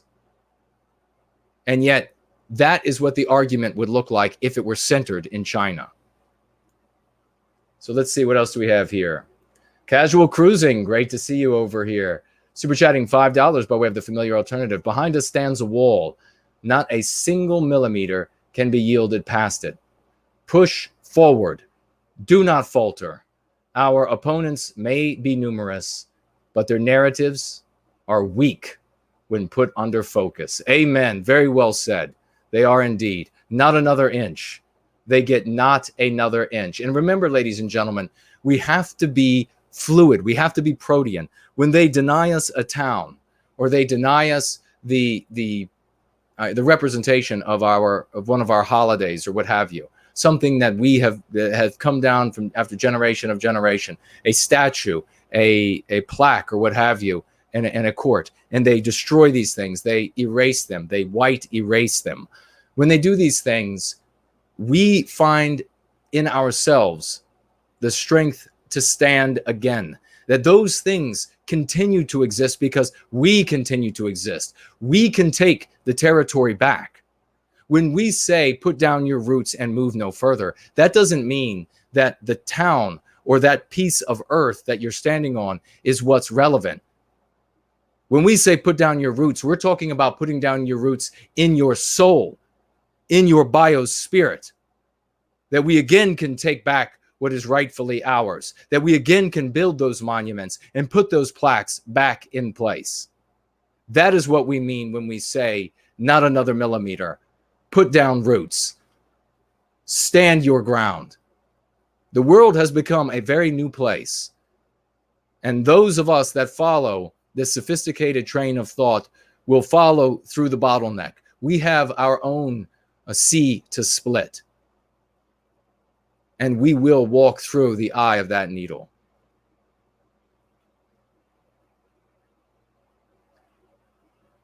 A super chatter by the name of P super chatted $1 by way of the familiar alternative writing. You missed my question. Also, where can I find the video you mentioned of the boy girl who doesn't want to be white?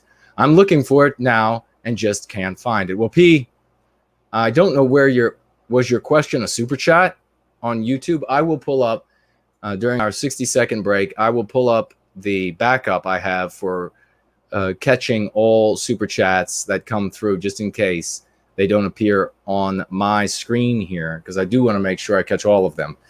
And I will look to see if you had a super chat that I missed. If you asked a regular question, could you please ask it again in the live chat?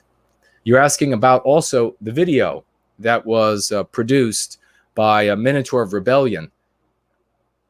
That might be it that HB 2014 just posted. I'm not sure. There's Philosophicat. The stars are out tonight. We're having a great show and covering some great ground. Philosophicat, thank you for showing up and being with us. Anyhow, that is the gentleman's name is Minotaur of Rebellion. You can find it. Okay, HB says it is. That the link he just placed in the live chat is the video. Please check it out. Share it with your communities that you have influence over. And please, if you know Minotaur of Rebellion, reach out to him. Tell him I sent him a private message on Twitter asking him if we can premiere this on my channel and get it out to as many people as possible, as we have done with other videos in the Community for White Wellbeing playlist. We want as many people to be reached as possible. It is a very powerful video. It was wonderfully made. We need more of these, as Jared George has been asking recently of folks to be doing these things. So thank you very much for the super chat and for that question. And thank you to everybody who right now are subscribing to my good friend Gardening with NWG's channel. I see that people are coming in and they are subscribing to that channel. Thank you all for doing that. That channel is going to be the channel from which we stream PWR with Mark Collette moving forward. It's going to be on Gardening with NWG. That channel reaches all of the countries in Europe, unlike No White Guilt channel, which is my channel, which is blocked by most European countries. Again, like we said before, you will continue to be able to financially support Mark and the work that he is doing during those live streams, even though the show is going to be on my channel for the foreseeable future. So a big hello to all of you. We also just had Zero Talon super chatting $2. Clean up my language, but I wonder why. I wonder why the Western world is blind to the history of Islam. I see what you're saying.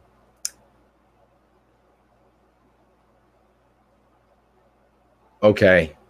Super chatting $2. Thank you very much for the kind super chat, Zero Talon, and for being here with us, being a grand participant in the cause for white well-being. Thank you so much. Well, I will say what Zero Talon is saying here is that right now there is a blindness to not only one specific group, but a great number of groups that are coming into the West. And it is a purposeful blindness. It is a hands over the eyes of our people, held by our victimizers standing behind us. They have a knife in our back and hands over our eyes so that we cannot see the sorts of trouble that are being brought into our midst by those who intend us trouble. We should, if we had governments controlled by our people for white well-being. Remember this, ladies and gentlemen, when the anti-whites say, you don't need to have any movement for white well-being, you don't need to have an identity, you don't, when they say all of this, because there are white people in the government, you need to point out, or white people that are executives in corporations, you need to point out to them that these whites are anti-white.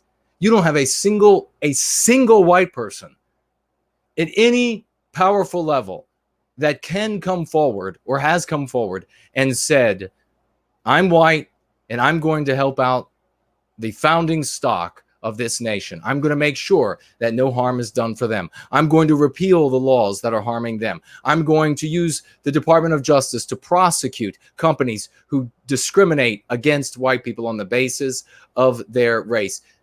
You don't have one, not one. So it doesn't matter what they look like.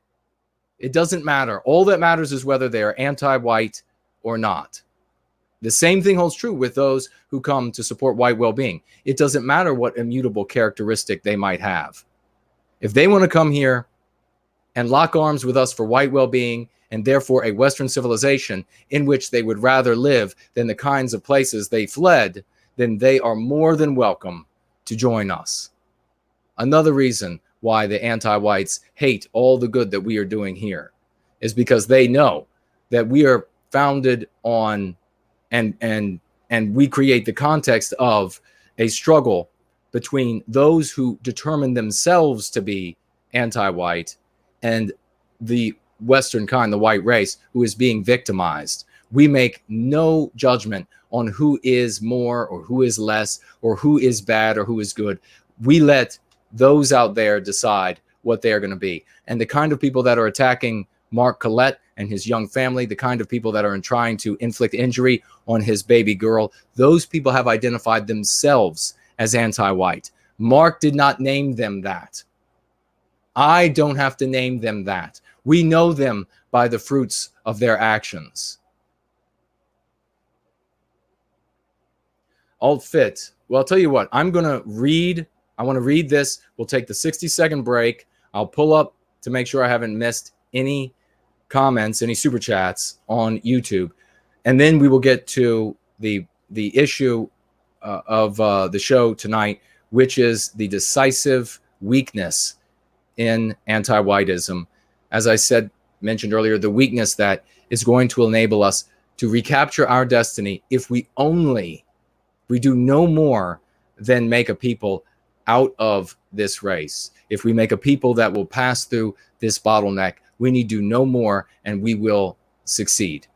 So this is testament to the fact that we are doing good work here, to the fact that what we are doing is something more, is something different. Yes, we need all these brilliant content producers who are telling us about the news, things that we wouldn't know otherwise. We need content producers who are waxing philosophical. We need content producers who are talking about history and telling us about things that have been kept from our eyes for perhaps the totality of our lives. We need all of that. But what we also need and have never had in any substantive way until now is pragmatic steps with a genuine, genuine, as we say often, a biospiritual element to it that weds us, a cultural entity, and moves us from where we are now into a living body that moves us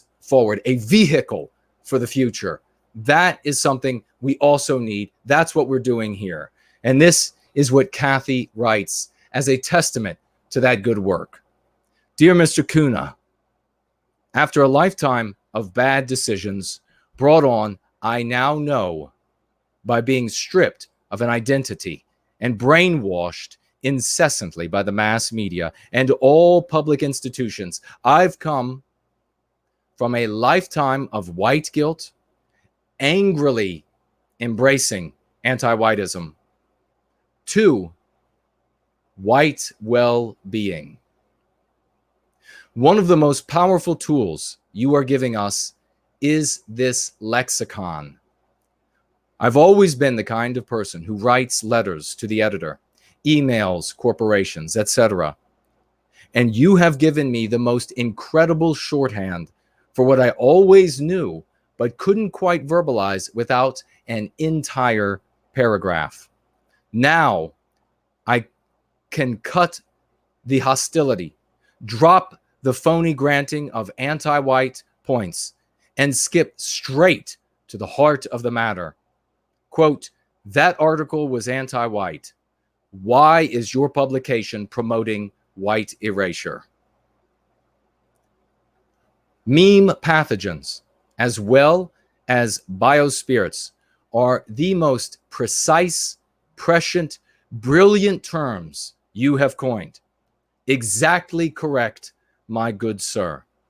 Thank you, all caps, thank you. My deepest gratitude. I salute you, no white guilt. I salute you, Kathy.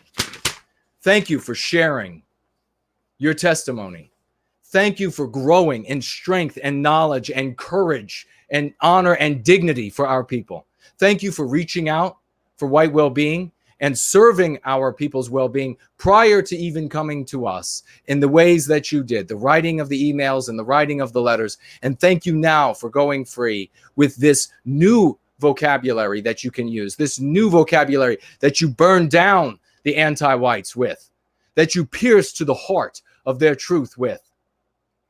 Thank you now for sharing this and helping many others to see that they too can come forward. They too can go free. They too can be empowered in the way that you have been empowered, getting stronger every day. And not only that, not something new from outside of you, which indeed it is, but also in unlocking, this is most important, of what is already there inside of you. That which has been shackled and held down, like the eagle that has never had its wings unfettered from its hatching, never knowing how high you can soar because you have been afflicted with anti-whiteism, never knowing the potential of your strength, of your mind, of your spirit until now, until you begin going free and tapping in to what truly is within inside of you, the aligning with the archetype of Western kind and becoming a new man or woman for our people, a new man or woman in your own life and hero for our destiny. That is what I thank you for. So we're going to take a 60-second break. We're going to go to the banner on the screen for 60 seconds. Please let anybody know who shows up or asks what's going on that we are merely taking a 60-second break. I will be right back. I'm going to pull up the screen. I'm going to adjust the AC. It's finally cooling off outside, coming down from the 103, 104 degrees heat index we had in Washington, D.C. today, nation's capital of the United States, the swamp that continues to stink to high heaven with everything that the snakes are doing there, including the new king snake, the Trump python that slithers its way through the landscape, defaming everyone who has anything critical to say about a person of Jewish heritage, and not a single word for somebody who says something negative about white people, going out of his way to ask leaders of Israel to ban someone or people from an entire country because they had a negative thought about a group of people, but not a damn word about should anybody be banned from any European country because they have nothing but bad to say about Western kind, not a comment here or there. The commander and traitor in Washington, D.C. So, ladies and gentlemen, we're going to go to the banner, and I will be back in roughly 60 seconds.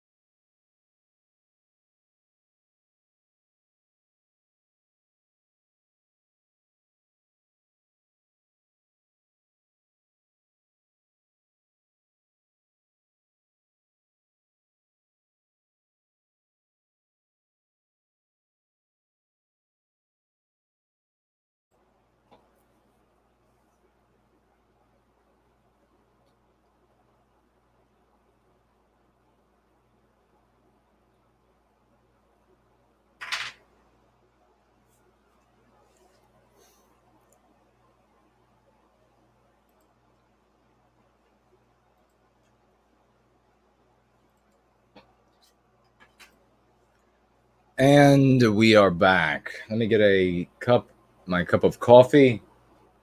Big salute to Way of the World. And ladies and gentlemen, if you all produce, if you are in the white positive sphere, specifically going free and serving white well-being, a participant, and you have mugs of your own or something like this, and you would like for me to show them, use the mug on air, for example, reach out to me, nowhiteguilt.org, and we'll figure it out. I want to help you out. I want you to be a success. It's one of the reasons why Jared George and I decided when I decided to start doing shows and asked Jared George to be my co-host, I decided that naturally I want to share the revenue from the show 50-50 with him, so that he will do more good things for white well-being as a consequence. He'll be encouraged to do more. Then we jointly decided, absolutely, we want the people that we bring on the show to receive this pat on the back as well. And so that's why on Tap, we share all of the super chats with our guests. We want you to be a success for white well-being. We know nobody's going to get rich not serving openly the white well-being. You might, if you're one of these cranks that go out. You all know the names. I won't mention them because now they could probably be lawsuits involved with how anti-white many of them have become. But I predicted their emergence, by the way, not the specific people, but that they would come about. This merchant right. They made fabulous money. But that's not our objective here. That was their objective. If our objective was to make money, this would be completely different. And you know it would be. We wouldn't, it would be a completely different, but that's not what I dedicated my life to. That's not when I was in 7th grade, when I was 11 years old. And I said that I'm going to give my entire life to freeing my people of anti-whiteism, that money would come anywhere between me, that anything would come anywhere between me and that cause. And it never has. I've had women try to come between me and this cause. There have been significant financial opportunities that tried to come between me and serving our people, and not a chance. So that is, if you would like to get a pat on the back by having some people purchase the things that you're creating, work with us here in the Cause for White Wellbeing, and we will make sure that you are as much of a success as you can possibly be when it comes to being a heretic in the anti-white West of today.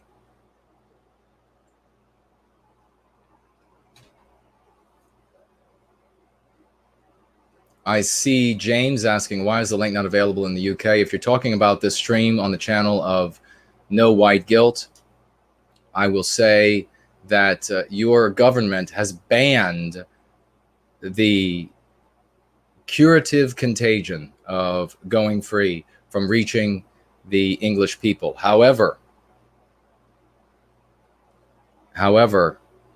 we are currently streaming on my friend's channel at Gardening with NWG, and that link is available to everyone in the UK. Please share it wide.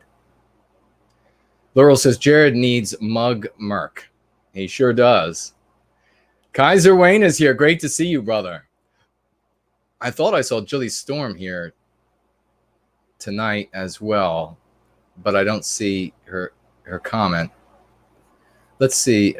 Kaiser just had something to say, and the chat just went crazy on me. So 1 second. Jason, you don't need to use my mugs. Just eat the food I make. All right. Well, we'll let everybody know. Kaiser is well, Kaiser, why don't you go ahead and tell people in the chat what you do and where they can find you, name of your channel, and so that folks can get over there and see what you're up to. Thank you for your service to White Wellbeing. Julie Storm writes, those ladies. I don't know what that's about. Oh, maybe my statement about the women who tried to come between me and serving White Wellbeing. Laurel says, I pity the poor fool who tries to come between you and White Wellbeing. Well, they don't get, well, I guess if not being able to be in my presence anymore is something they would object to, then I guess they're harmed by it. But Yonash asks, what do I think about the Italian government coalition falling apart? I don't know that it's falling apart. Perhaps somebody can supply me with some info on that. Just received a super chat by ADV, $20 Canadian. Thank you so much for those 20 Canadian dollars. Writing nothing, but as I say, saying a lot with that investment. Not just what I will be able to do with it, and I can do a lot with $1. I can make it go a lot further than the average person. But also the statement you make to the anti-whites, who no doubt will be watching this and shaking in their boots, as we say. So what I'm going to do is I'm going to update this over this catch-all for super chats to make sure I didn't miss any that came over the YouTube, Google, and I will pan through those in just a moment. Sterling Price says, right on, Jason.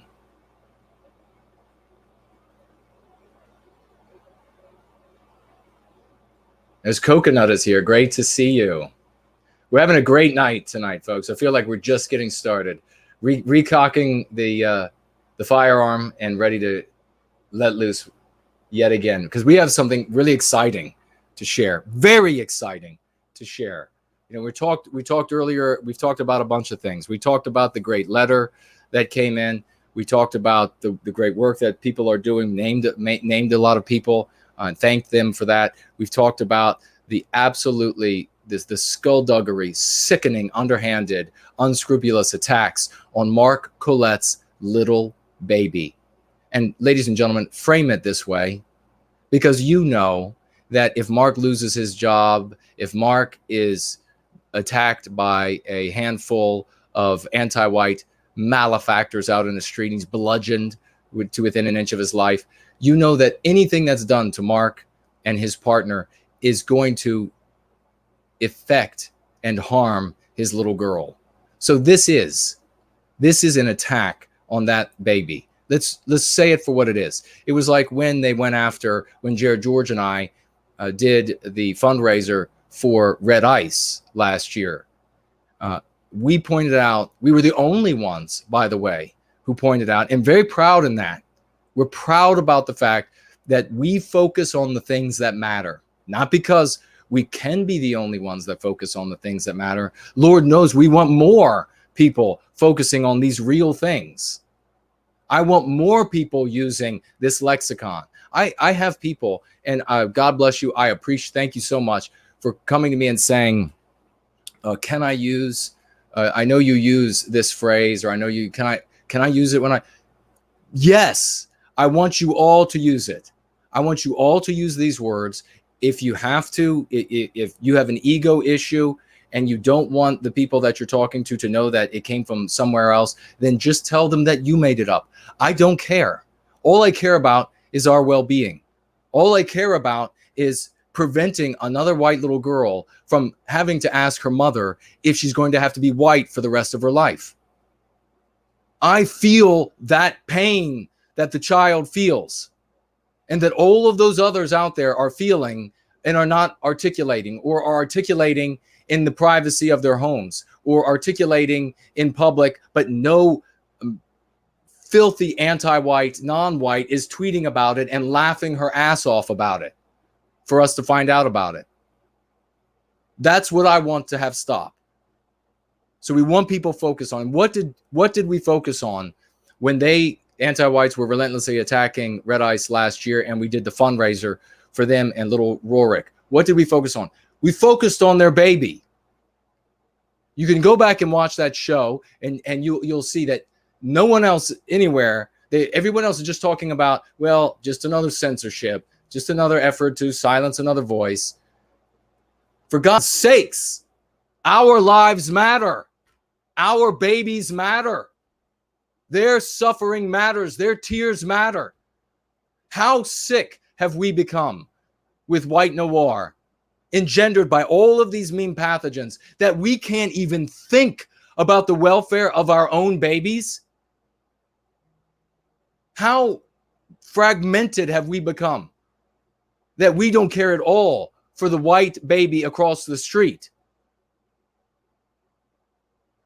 It's just sickening. It is. Earlier we talked about the white noir, the gentleman who said he just came from, what was it, Washington State, and said after talking with the whites out there, he truly now knows what white noir is. This, my friends, the inability to actually identify our victimized members, our most victimized members, that is white noir, writ large across the sky, writ large across our faces. When you have members of our community, and in the modern West, who have to fear a knock on the door because they've said something positive about white people, because they care about our people and our destiny, because they care about the things that are happening to us, and they hear a knock at the door and they get scared. When you have that happening and that doesn't come to your mind that that's what's happening, you know you're sick. That is something you have to go free from, and the sooner the better. You're never going to be able to see your way to your betterment and to the betterment of our people if you don't instantly know what is weak and what is harmed by the victimizers of the white race.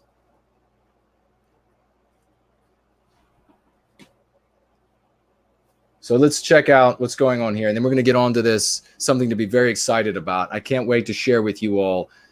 This is going to be, as they say, white pilling. As they say, white pilling. This will be the biggest of white pills that you will hear anytime in the near future, that's for sure.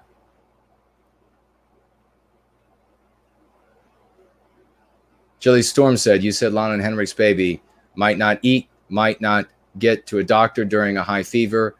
You brought it home, Jason. Thank you very much for recalling that, Jilly. That's exactly what we talked about. Because that is what the that is what the anti-whites want to do. When they write these articles about me, and I specifically say, it's on all of my material, I am an advocate for well-being. I am an advocate for white well-being. And nowhere else have I claimed that I'm a Promethean. Nowhere else have I claimed any other title.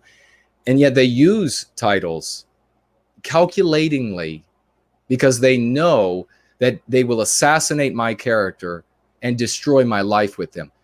Make no mistake, they're not accidentally doing that. They are intentionally doing that. They are intentionally doing that when they say, when they call Alana, for example, the queen of racism or something like that. They know what they are doing. They know they're trying to destroy her life and to destroy the life of her baby. They know they're trying to destroy Henrik's life. There is, not only is there not intellectual honesty in an anti-white, but there isn't even one shred of decency or morality in an anti-white. You need to remember that at all times when you're dealing with such a person. No projecting of what you are into the body of a monster. They talk about the monsters, and they're monsters that go out and shoot a bunch of innocent people. How much more of a monster are you when you destroy the lives of hundreds of thousands over the course of your life by being an anti-white?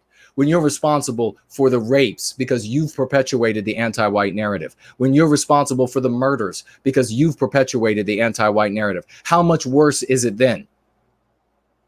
How deep are your hands in the blood and the tears and the snapped bones of our people?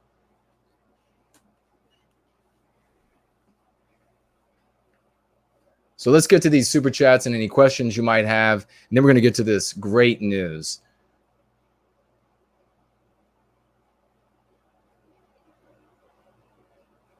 Sendrofen says, it makes me sick to see that the anti-whites want that for our children. I saw what harm it did to my mom's mental state to grow up with psychological abuse and to, I guess, and to not get enough food. Yeah, exactly. Thank you very much for sharing that. So let us see here. Over on the Familiar Alternative, I see the last, well, no, let's go down to AltFit. Again, a big thank you to everyone who's watching, not only live, but in replay. We'll have far more people watching in replay over time than live. So a big hello to you all for being participants in the calls for white well-being. And the super chat here from AltFit, who super chatted $10. Thank you so much. Irony. The anti-whites complain we exist using the electronic apparatus we created. Without us, the human race would still be living in the dark ages. I think it's a simple factual statement, isn't it, AltFit? that if you look at and this is another reason why the anti-whites are studiously moving to delete, to white erase everything that we have done in the past. They want to erase our names, erase our images from our creations, our discoveries, our accomplishments, because they know how indebted they are to Western kind. And this is anti-whites, both white and non-white. There are non-whites out there who know how indebted they are for almost everything that we enjoy in modern civilization, how indebted we are to Western kind, to individual Westmen who worked in their garages, who worked in their basements, who worked in their laboratories, and in that moment of genius, answered another riddle, conquered another hurdle, and made each and every one of our lives better, easier. What would life be like today if in the 104 heat index here in Washington, D.C., if you were sitting here with me, Fahrenheit, if you were sitting here with me in that sort of temperature, what would life be like if we didn't have the climate control that we now have? But rest assured, if we don't, and where we don't recapture our destiny, there is going to be a completely fictitious history that is laying upon the truth. So there'll be nothing there to see for those generations of whites who don't follow us through this bottleneck. They will cease to be. They will follow a false narrative to their oblivion. We will go forward to future and destiny for our people. But make no mistake, they're going to say the same thing I said about South Africa. If they are able to white erase our people in South Africa, the anti-whites will just go back and say they were never really white people in South Africa. They'll rewrite the history books. They'll white erase us right out of the history books. They'll say there were few white people in South Africa. Most of them moved away of their own volition, and the rest of them joyfully bred into the population and are now gone. So thank you, Alt Fit, for that kind investment in the cause of white well-being. The Last Pelican, super chatting $50 by way of the familiar alternative. Thank you so much for that investment. Folks, let's get a round of applause as well for the last, actually, I don't think I'm seeing that wrong. Palocon, the Last Palocon. $50 out writing Our Lives Matter. Our lives matter. They do. Very well said.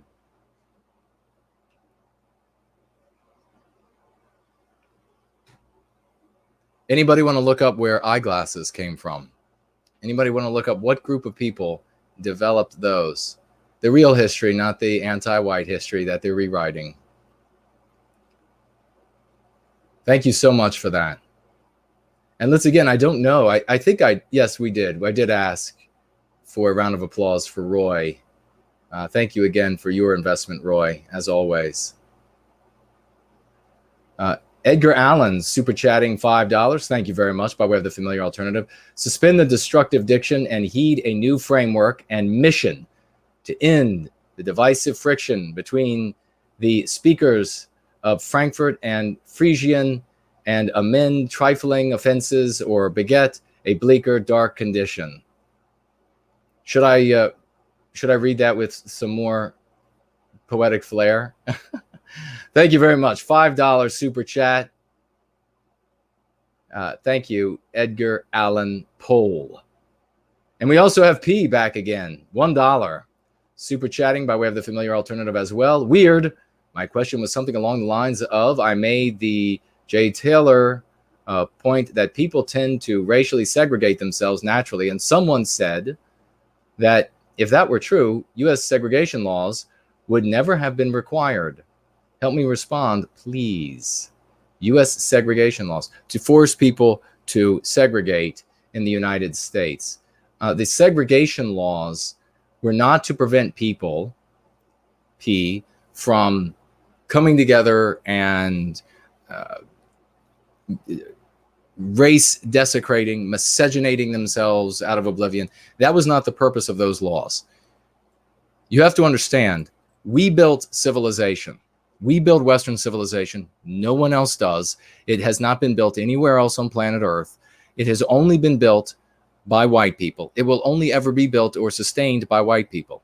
We then permitted other races, and sometimes unscrupulous whites used the labor of non-white peoples to harm our kind. So it wasn't just harm that they were inflicting on other peoples. For example, it wasn't just the fact that they were inflicting harm on, say, blacks, for example, when they brought them over rather, or purchased them as slaves in the Americas and then used them as slaves. That was also harm that the wealthy were inflicting on the white population, who then who were not able to compete with those wealthy people. So it's not just a matter of these selfish individuals harming the non-white group. Here again, we are seeing the functioning of white noir in that we can't even see that we are harmed by the wealthy, unscrupulous individuals, criminal individuals in our own communities who harm other communities by bringing them in, just like is happening now with Central and South Americans, so that they have a cheaper labor pool to use because they know these people lived in squalor and they'll be willing to live in squalor that is just a little bit better than where they came from. They're not only harming those people, they're taking advantage of those people. They're also harming us, God damn it. They don't give a damn about us, but nobody talks about that.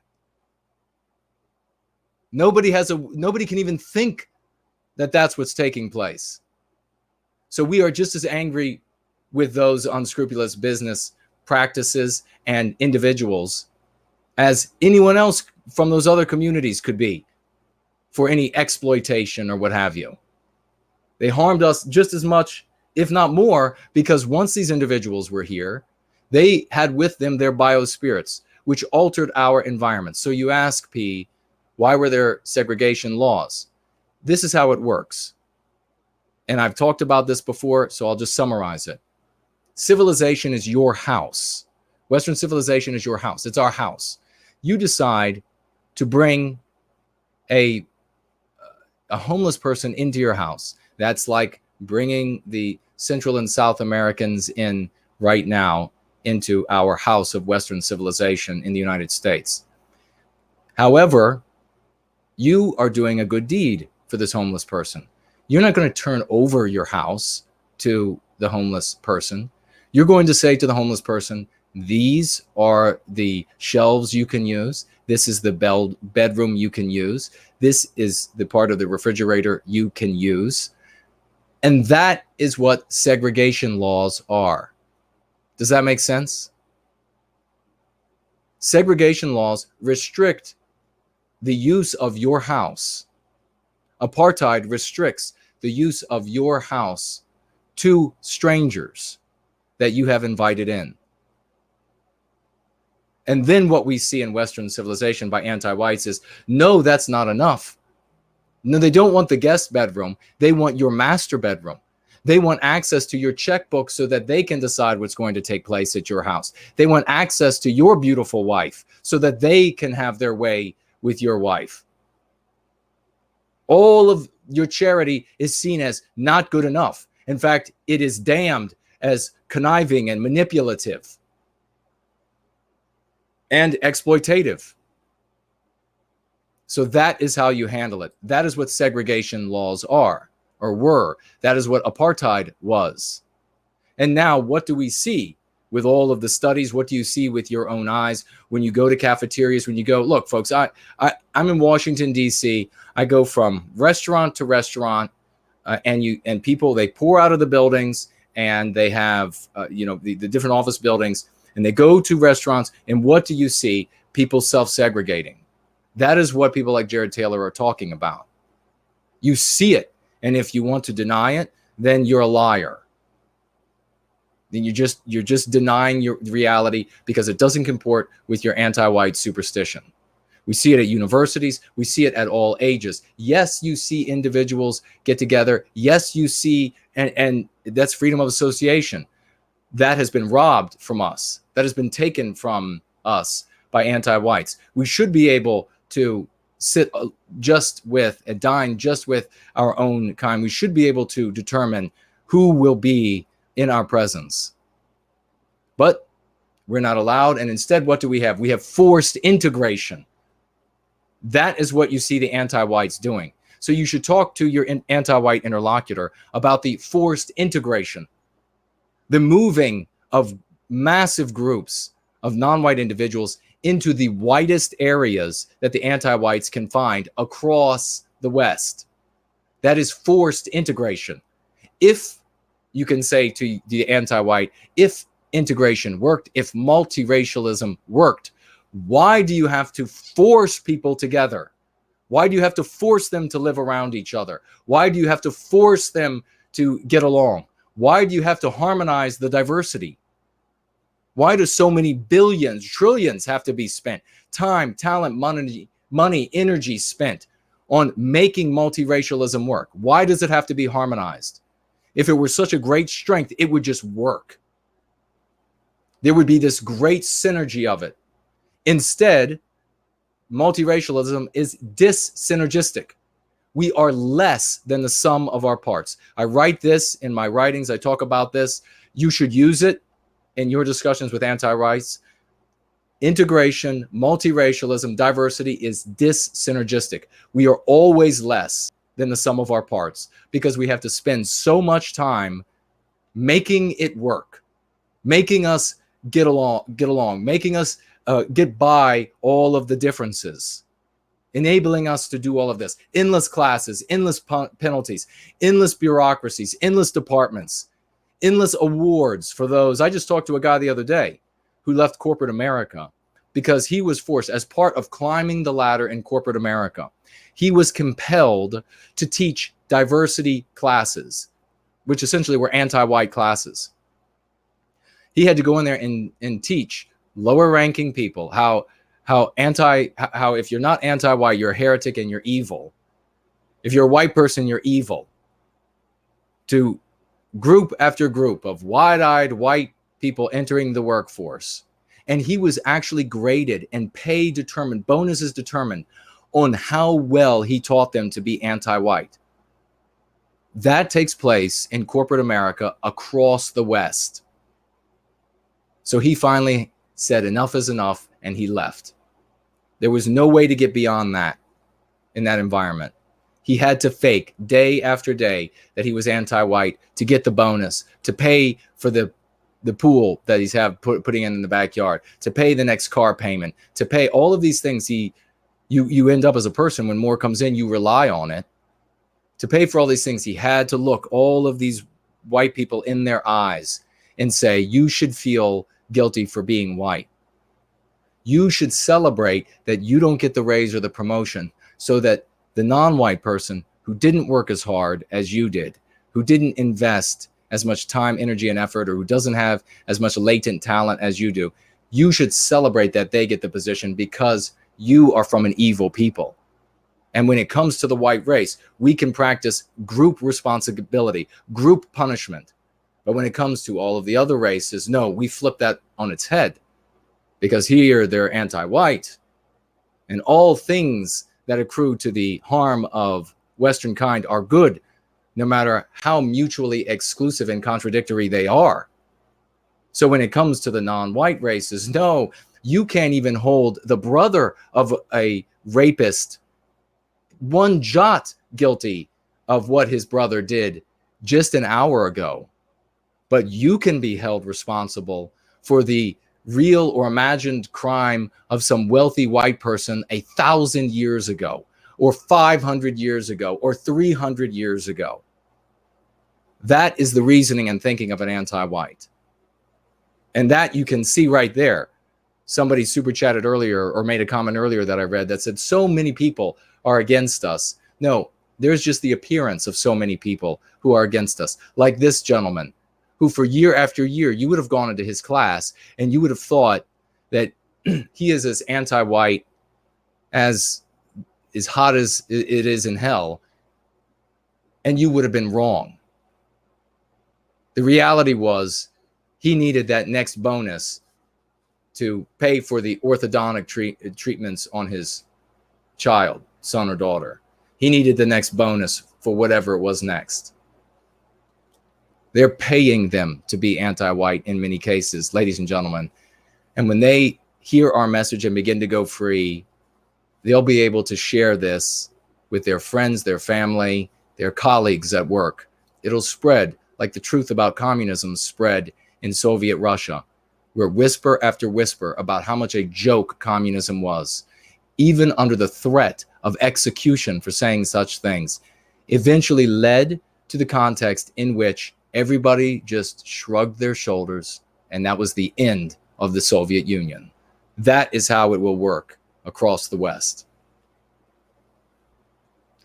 And it just looks like we just had Jilly Storm just super chatted $99.99, matching Roy Danton from earlier in the evening. Thank you so much, Jilly, for that kind super. I don't know if this is the first time that you have super chatted, but writing, passionately praying for our Promethean destiny. God bless you. Thank you so much, folks. Could we get a big round of applause for Jilly Storm and that spectacular super chat for the good work we are doing here for White Wellbeing. God bless you. P also super chatted while I was answering by way of the familiar alternative $1, writing, thank you for the answer. Thoughts on Tim Wise? Is he the sickest anti-white ideologue in existence? I feel sick listening to him. Maybe we should do a whole show on that clown. He is a very talented, sick, anti-white monster. He's the first one who rolls out of the clown car at the circus.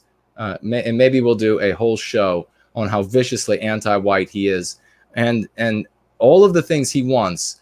Let's just all of the things he wants for us, all of the things he wants to have happen to your children and to your neighborhoods. Let's just beg God in heaven. Let's just beg fate that it happens to his family first.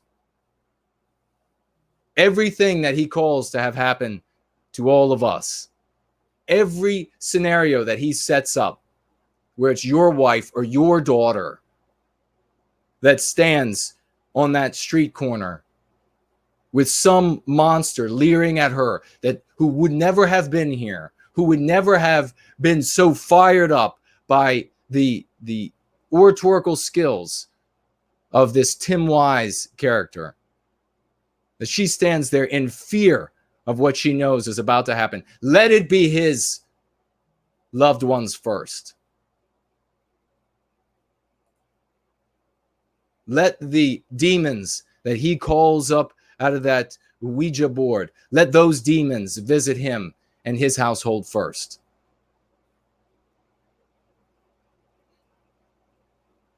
If there is fate at work in this universe, if there is a God in heaven, when you call down monsters, let them devour your family first.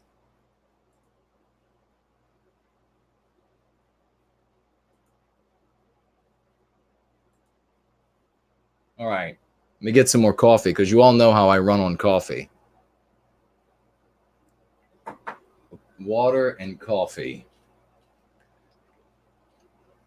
A big thank you, a big heartfelt thank you to Jilly Storm.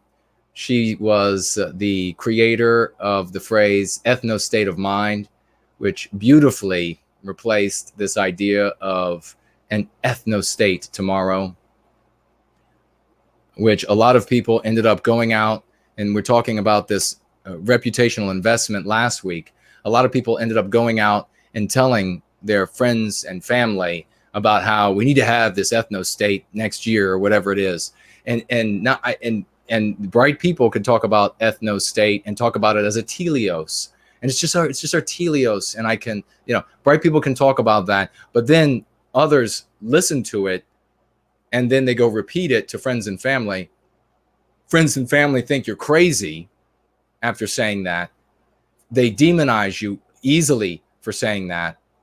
And then when you go back with something genuine that you could help them with, like going free, all they can remember is, didn't he or she say something about exterminating some group or thus so that they could have some purity state? They're not going to remember the witty arguments you made about, well, this other state does it in the Middle East, or they're not going to remember any of that. They're just going to remember these awful things, and they're not going to be able to hear you. So that's reputational investment. So Jilly Storm brilliantly turned that into ethno state of mind, and that indeed is usable.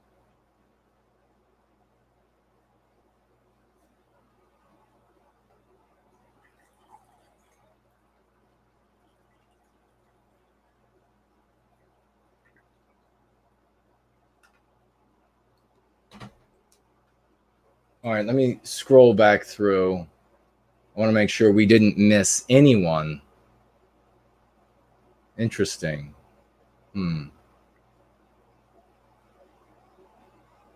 All right.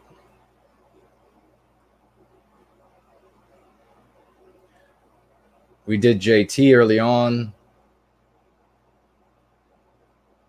Elaine Sabatino, I don't know if I mentioned her super chat. $5, awakening to anti-whiteness, anti-whiteism. Awakening to anti-whiteism makes it easy to be harsh on our people if they're still not aware of the gravity of our situation. Thanks, No White Guilt, The Great Order, and Tony. Well, thank you very much, Elaine, for that kind super chat. I think I missed that earlier in the show. And I know you're at work right now, but you'll be listening to this in replay. So a hello to you when you listen. We got Mrs. Horst's $4.99 super chat. Machiavelli sucks. Super chatting earlier in the evening. $1.99. Let's see here. Thank you very much for that kind investment.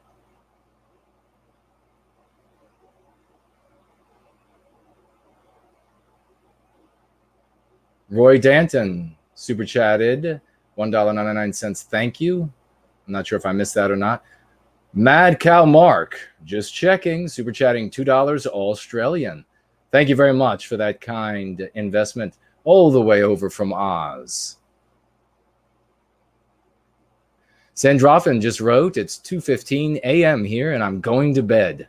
So tired tomorrow, but it's worth it when I'm up for this. Well, thank you very much. And you can catch the rest of us on replay because we're going to be getting into something very exciting in just a moment. Scooby-Doo writing, we're going free despite the 33% and super chatting $3.33.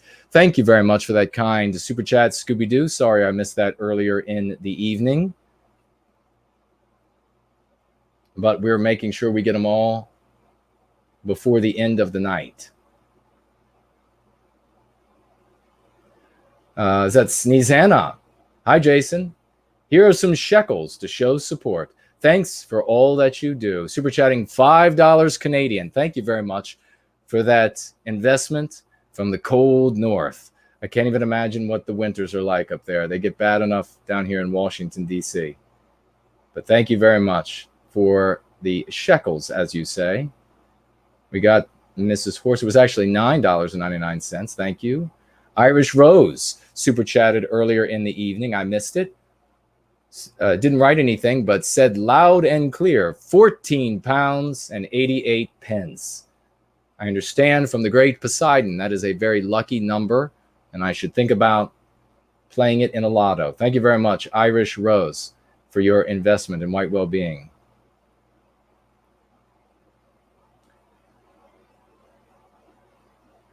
I got David Blues, $20 Australian, saying you stand up for Mark Collette. I stand up for you. Roy Danton's kind, $99.99. Let's see. And we have Stephen specifically earmark a super chat of $14.99 for Mark Collette. Thank you very much for that. It will go directly to him as soon as the show is over. I loved Taylor's super chat of $4.99 where he wrote, I'm a proud member of the carbon community. Here, pressure doesn't make dust, it makes diamonds. Harkening back to a show a few weeks ago. Roy Danton, super chatting $4.99. And writing, thank you very much, Roy. If anyone wants to look at a cute bird during the break, check my Twitter at I'll just spell it for everyone. I guess everybody saw it, but it was TheRoiDanton. Not much there yet, though. This is on Roy's Twitter account. Cute little bird. I'm going to have to... Roy, do I follow you? I'm going to want to see what kind of bird is it? ADV, we got your super chat. Thank you very much. We had Zenon super chatting $5 just a little bit ago and writing, Seaver Hamlin, using my anonymous Proton Mail account with a privacy.com card to super chat through my anonymized Google email. Thanks. Well, thank you very much, Zenon, for sharing that information and for that investment of $5. And then, of course, we had Julie Storm.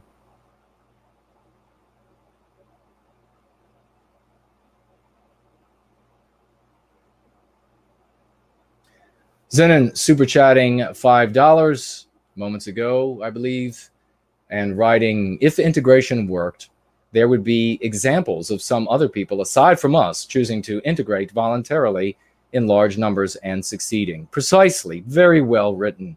That is a perfect take on the idea of this this policy of integrating everybody, this forced integration. If this assimilation worked, if it was something that was natural, then there would be no such thing as the Jewish people.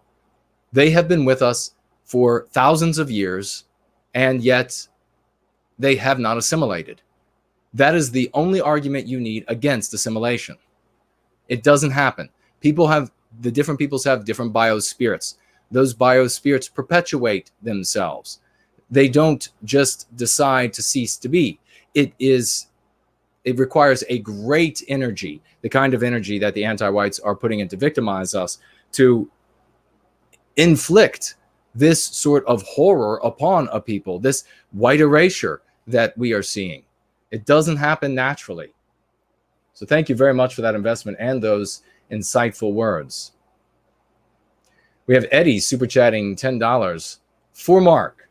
He works tirelessly and he does it with an upbeat, positive spirit, but he is a flesh and blood human being like us all, and he needs our help right now. So thank you very much for that, Eddie. Mark will appreciate that. His partner will appreciate it. His little girl will eventually one of these days realize that good people stepped up, that when they yanked the carpet out from underneath of Mark yet again, he found a nice, comfy place to land over on Gardening with NWG, where he will be able, as I mentioned earlier, if you all didn't hear that then, if you've joined us since then, you will be able to continue to support Mark Collette financially, even though his show, PWR, is going to be live streaming on my channel for the foreseeable future. So he is going nowhere. If he wants to continue, he'll continue with us. DJ in the UK, £2, few pounds for White Wellbeing, my friend. Thank you very much for those few pounds. I really deeply appreciate it. All right, ladies and gentlemen, are you ready to get on to the most exciting information of the night? Looks like we've been streaming for almost 3 hours, and it feels like we're just getting rolling. I could fight for White Wellbeing without sleep and I have done it actually. Just what was it, last week? I went 3 days without sleep.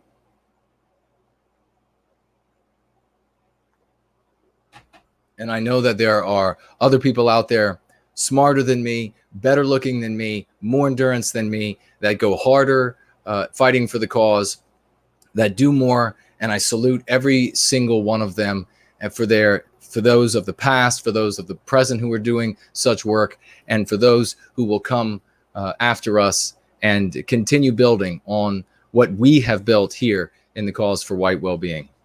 So here's the subject we're going to get to.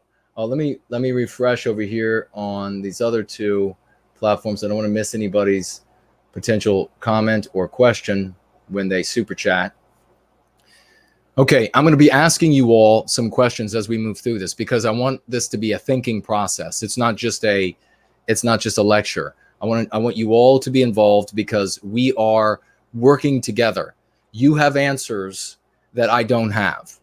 Someone in this community has answers that you don't have. We need to listen to each other. We need to work together. There is no grand poobah. There is no center that without which there wouldn't be any of us.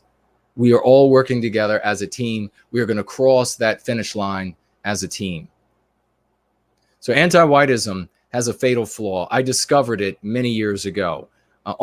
There's a superficial way to look at this. There's a very superficial way to sort of dismiss this kind of a thing. I've seen others do it in the past without fully grasping the implications.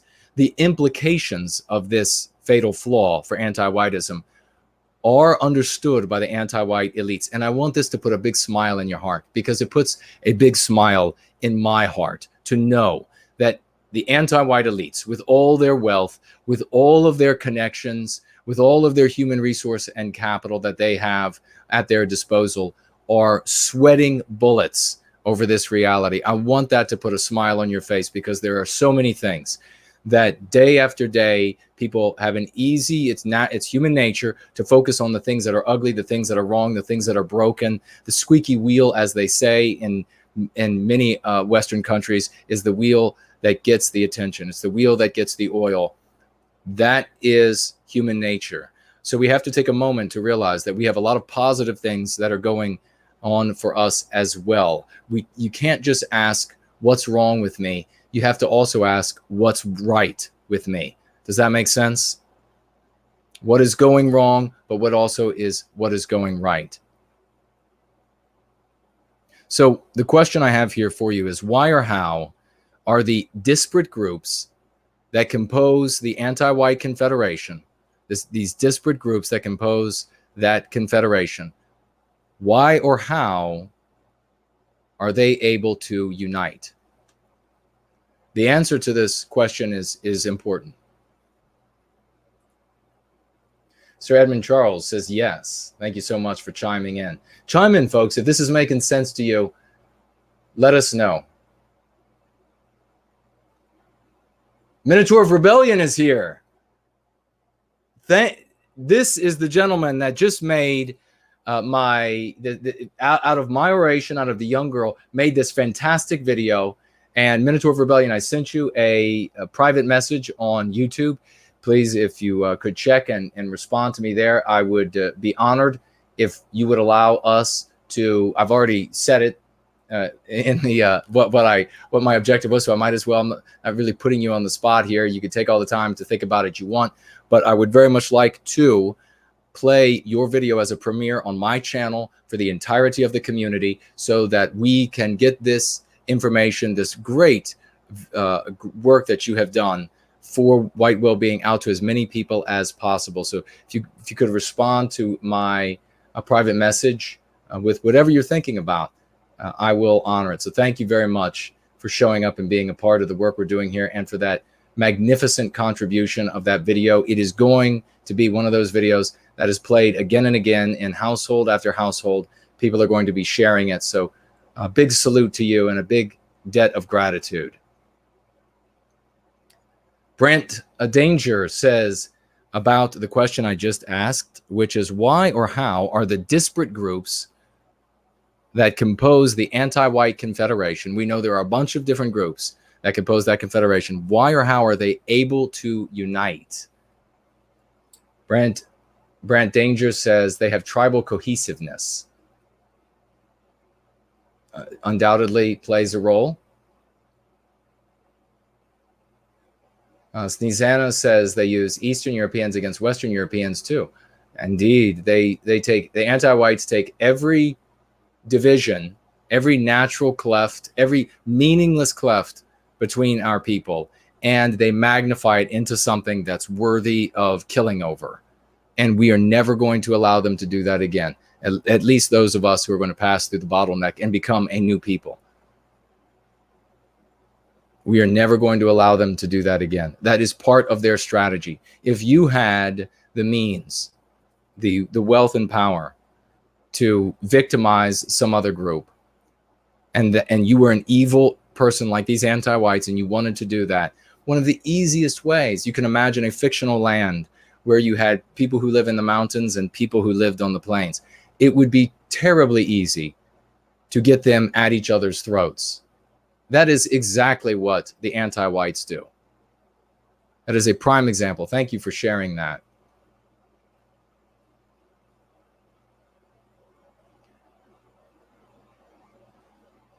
So let's see if anybody else has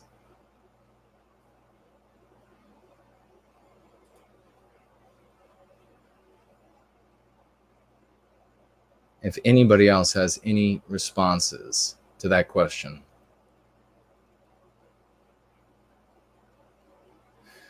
Cis white male super chatting with $5 and writing, I uploaded all of Murdoch's recommended books on audio. Could red pill some people and solidify arguments we make to others on BitChute. Thank you very much for that time and effort that you put into that, for uploading it, downloading it, recording all of that information and making it available for as many of our brothers and sisters out there to see as possible. Thank you for your service to White Wellbeing and for that kind contribution to the work we are doing here. Brand Danger says they use, to the question I've asked, they use whites as a common enemy to unite them into one confederation. Very, very close to what I am going to be talking about in one moment. Now, we need to remember when we say it's very important that when we think about a challenge, when we think about something that is put in front of us that we have to overcome or circumvent, that we speak about it as it exists, or as closely as we can to how the thing, the problem, the challenge, the people, etc., how they actually objectively exist. There's another subject, and we could get to it on another going free stream, maybe midweek or next Sunday or something, where I want to talk about when people on our side, they're talking about the government deplatforms because of this, or YouTube deplatforms because of that, how that actually undermines arriving at actionable and productive conclusions because you're not asking the right questions. In fact, you are anthropomorphizing and you are ascribing and traits, etc., on which you're basing points that lead your thought astray. So it doesn't matter how intelligent the observer is to the challenge. The intelligence enables you to hold more points. More intelligence enables you to hold more points of data in your mind at one time, and to see how they connect, and therefore able to kind of, in a way, see beyond the horizon. The more intelligent, the more points, the more connections, and to see, therefore, beyond the horizon, beyond the tomorrow. Even if a person is of supremely high intelligence, but they cripple themselves with that sort of approach, they won't come to correct conclusions. Does that make sense? You have to understand your problem as objectively accurate as it actually exists as you can, to be able to come to the right conclusions, or conclusions that are closer to servicing the objective that you have set for yourself. So that is it's a complex thing, and this is a complex thing that we're sharing here. And it looks like, so thank you very much, cis white male, Looks like we have some more super chats. I'll knock out. We over on Ko-fi, we have, I'll just mention again, Daughter of Albion super chatted $51 today. So thank you very much. Heidi over on Ko-fi super chatting $3. Thank you so much. And writing, did you just get a haircut? Because your hair looks great. Thank you. I'll have to tell my barber. And yes, gentlemen out there, thank you very much for both the comment, Heidi, and the super chat. Gentlemen, go to a barber if you have an option. Do not go to a hair stylist. Don't be a man. You know, if you have an opportunity to get your hair cut by a real barber, then go to a real barber. Don't go to a salon. Don't go to one of these places where they're going to play sports ball on the screen in front of you while some ugly female with artificial breasts makes a mess out of your hair. Don't do it. Men out there, start acting like men.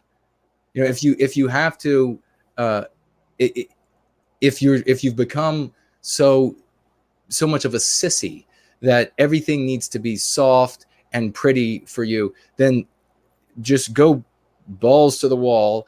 Maybe put some sandpaper down where you're going to lie down for the night and tough it out. Be a man. If your dad didn't show you how to do that when you were growing up, then I'm sorry for you. My father taught almost every single one of his lessons without saying a word. And he was more man than 10 men. So if there's ever a time, let's put it this way. My sandpaper comment was legitimate hyperbole. In all seriousness, if it's terrible outside, if it is like 104 was today, make that the day you go out and mow the yard. Make that the day you go out to work on the car. Be the man that Western kind is able to be. Don't say, I'm going to wait until it's cooler outside. I'm going to wait until it's a little gentler. Do it when it's hard. Do it because it's hard. So thank you very much for that, Heidi. Anan also super chatting over on Ko-fi, $3. Thank you very much, Anan. Not writing a message, but saying all you need to say to the anti-whites with that support. Thank you very much. And ladies and gentlemen, well, it looks like Patricia B, an answer to my question, which is why or how are disparate groups that compose the anti-white confederation able to unite? She says financial gain over morals. Well, financial gain definitely plays a role. We talk about the financial and carnal gain that ends up being motivators once they control these nerve centers for anti-whites. And of course, we see this with convicted pedophiles and the like in society, that these are not people that are espousing the greater glory of Western civilization. In fact, these are the absolute, considered like heroes and the brightest and best personalities of the anti-white regime that end up being convicted of these things. So we have a super chat. Now this disappeared and reappeared. So let me just make sure I'm seeing this right before I...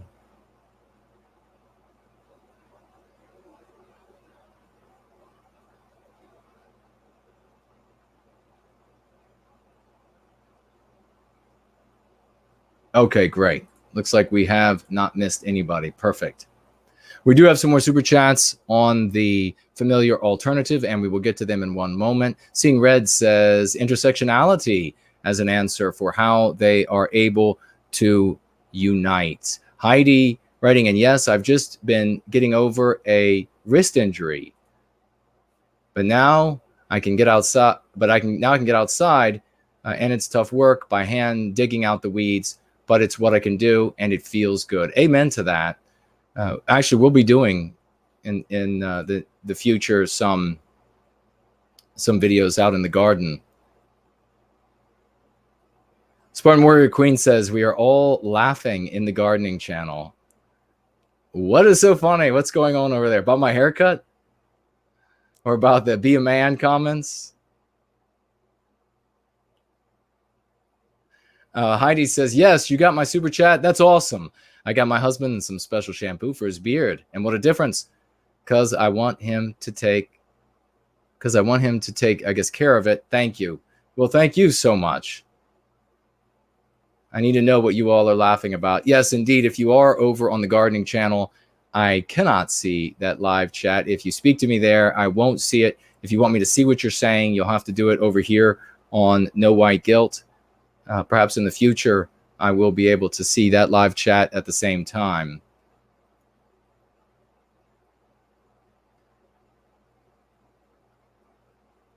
Colin Mark says, thanks for taking a look at my video last night. Good to see you, brother. Well, it's great to see you. Glad to have you here. Let's keep rolling. So many of the groups that compose the Anti-White Confederation of groups, they have mutually contradictory and hostile beliefs, do they not? Can you think of some of the groups that compose the Anti-White Confederation and how they conflict? They have mutually contradictory and hostile belief systems. Can anybody think of any? We just had a super chat from Michigan Wave, $20. Please send this to Mark. Your voices must not be silenced. We fight on, come what may. Absolutely. Thank you very much for that. And it absolutely will go to Mark. And you will be able to continue to support Mark financially as PWR live streams from the channel Gardening with NWG.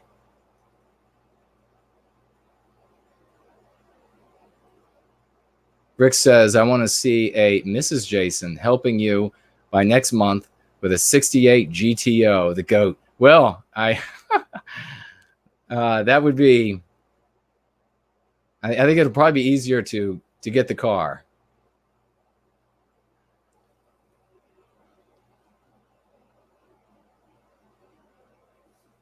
Okay, Zanan says Bill Maher and Ilhan Omar have hostile belief systems, but both are rabid leftists. Well, anti-whites. Both are rabid anti-whites, indeed. Snezana, open border versus Native American, claiming we're invaders. How is this not contradictory? Precisely. Precisely. Let's dig a little deeper, ladies and gentlemen. How do the different groups of the Anti-White Confederation, what are the ways in which some of these groups have hostile belief systems? Mutually contradictory belief systems. Roy Danton says, imagine some of these anti-white groups having different biospirits. Absolutely, having different biospirits makes them hostile toward each other. Indeed, certainly the groups that compose the Anti-White Confederation. I mean, black people have their own biospirit, Jewish people have their own biospirit, etc. So blacks who are anti-white and Jews who are anti-white working together against the well-being of white people to inflict harm on us, they have their own biospirits, and those biospirits are in conflict. Great point. How about the fact that most homosexuals believe that one is born a homosexual? Not all, but most homosexuals believe that you're born a homosexual. Now, whether that's true or not is irrelevant. That's not the discussion here. Most homosexuals, though, believe this. Transsexuals and feminists believe that gender is forced on children. Isn't that contradictory? Brent Danger says they complain about colonization, but believe they should live in white homelands. Absolutely. They do indeed.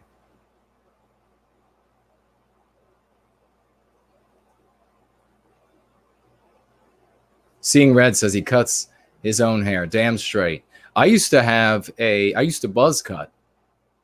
That was one of my hairstyles over the years. I happened to really like it. I thought I looked good. But I've been away from that for some years. But it makes it easy to cut your own hair when you just use the clippers. Buzz cut, Synthesized says buzz cut is good and easy. And if there's a possibility that you might be physically assaulted, I mean, my hair is short enough now that it would be very difficult to grab. But certainly when you have a buzz cut, if you might be physically assaulted, your hair is not going to be able to be grabbed. If you have long hair, even just a couple inches, it could be grabbed, and it will be grabbed. Your head will be yanked to the side, and they'll hit you in the face while they're holding your head. Robert the Bruce says Buzz Lightyear.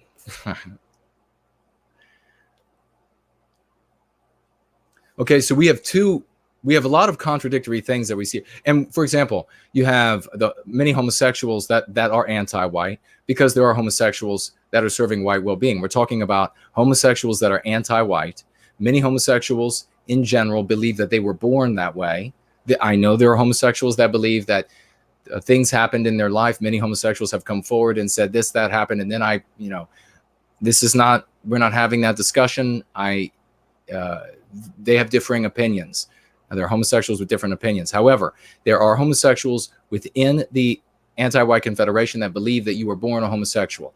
However, that feminists, for example, believe that your roles, your gender, etc., is forced upon you. Those are mutually contradictory. Those two groups would be at each other. And what does Islam in general, not every Muslim person, but what does Islam in general, or some Muslims, not all Muslims, what do some Muslims think about feminists? What do some Muslims think about the roles of women in society? What do some Muslims think about, and we're talking about anti-white Muslims, what do some Muslims think about homosexuals? So again, how are these groups able to form any sort of confederation?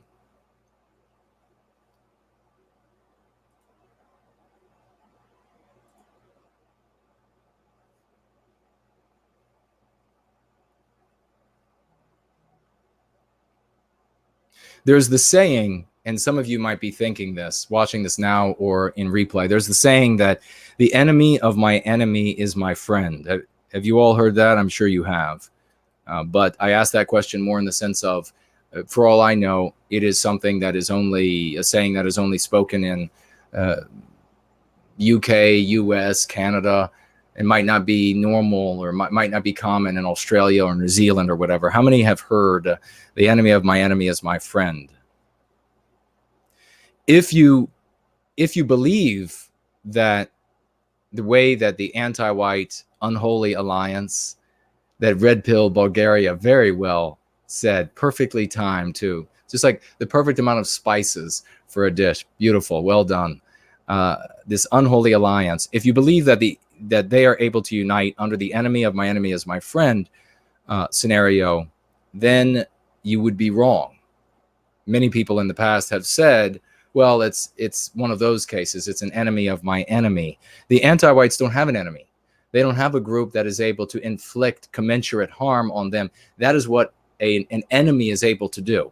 They have a victim. The anti-whites hold a victim, but be able to have an enemy of my enemy is my friend scenario means that you have to have, your gaps need to be bridgeable. You need to have many bridgeable gaps between you and the enemy of your enemy. You cannot have someone who is at fundamental odds with your group. Does that make sense? And the reason why is because it's not that it cannot be done by people who really don't care about either group's ideology. Many people make that mistake by a superficial approach to address the question. And when you have a superficial approach to address the question, you're going to end up with an incorrect answer. This is why this sort of strategizing and thinking is so important for our cause. When you have the diehards, the dyed-in-the-wools of this type of person and that type of person, if they have fundamental beliefs that are mutually contradictory, they cannot unite in the enemy of my enemy is my friend scenario, it's impossible because they can't overcome the differences. Where do we see that right now manifest saliently in the real world? We see it right now in the inability to form these alliances between different Muslim sects, even different Muslim towns and communities who so hate the next town over that even though they both hate this third group, they can't unite. It's a great example of a truism that too many people overlook when they want to ascribe the enemy of my enemy is my friend scenario to the anti-white, unholy confederation of victimizers against Western kind. So that does not apply because there aren't bridgeable differences. Here's the reason that these different groups, these disparate groups in the anti-white confederation are able to unite. The reason they are able to unite is because they have a common victim that they name oppressor. The reason that they are able to unite is because they all have a common victim that they all name oppressor. Does that make sense? As self-identified victims, they gain the right of self-defense. As self-identified victims, they gain the right of self-defense. So do you see what this actually means? Does anybody see what that reality actually means about this anti-white confederation? It's very important.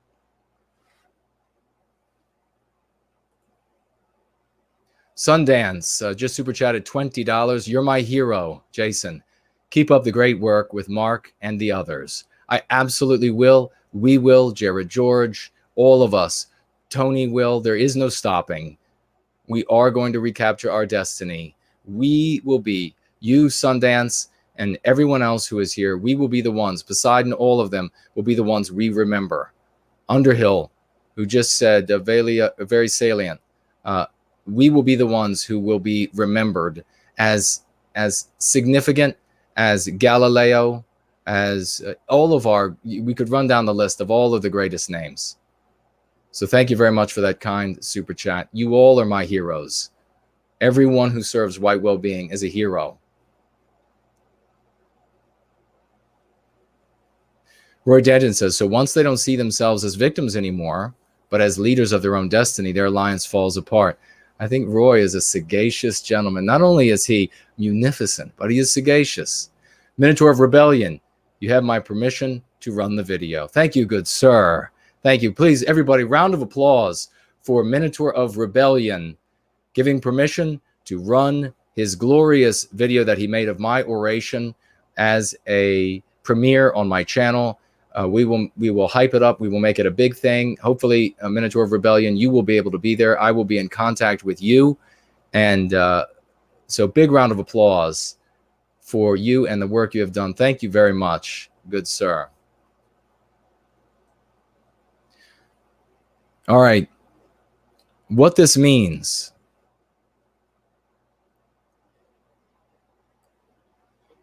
What this reality means is that their unity, the unity of all of these disparate anti-white groups, is only an illusion. There is no unity among the anti-white groups. It only appears to be a unity. They only appear to be unified when they show up to protest X, Y, or Z, or they show up to prevent one of our groups from having a symposium. And you have Black Lives Matter, and you have feminist group, and you have Islam, and so anti-whites from all of these different groups showing up. Not all the members of all of these different groups, because all of the members are not anti-white. They choose to be anti-white if they want to be. But anti-whites from all of these different groups, they show up.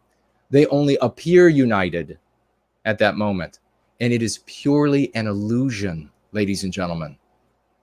That has earth-shaking ramifications. Earth-shaking ramifications. What does it mean for us? Roy Danton just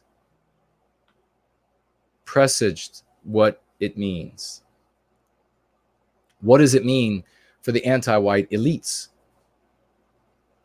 That the unity is only an illusion.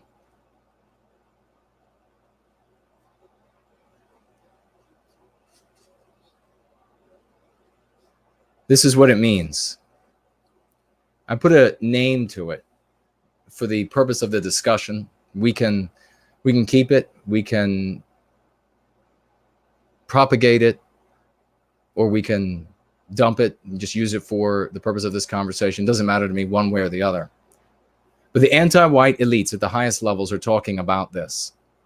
And what we are going to call it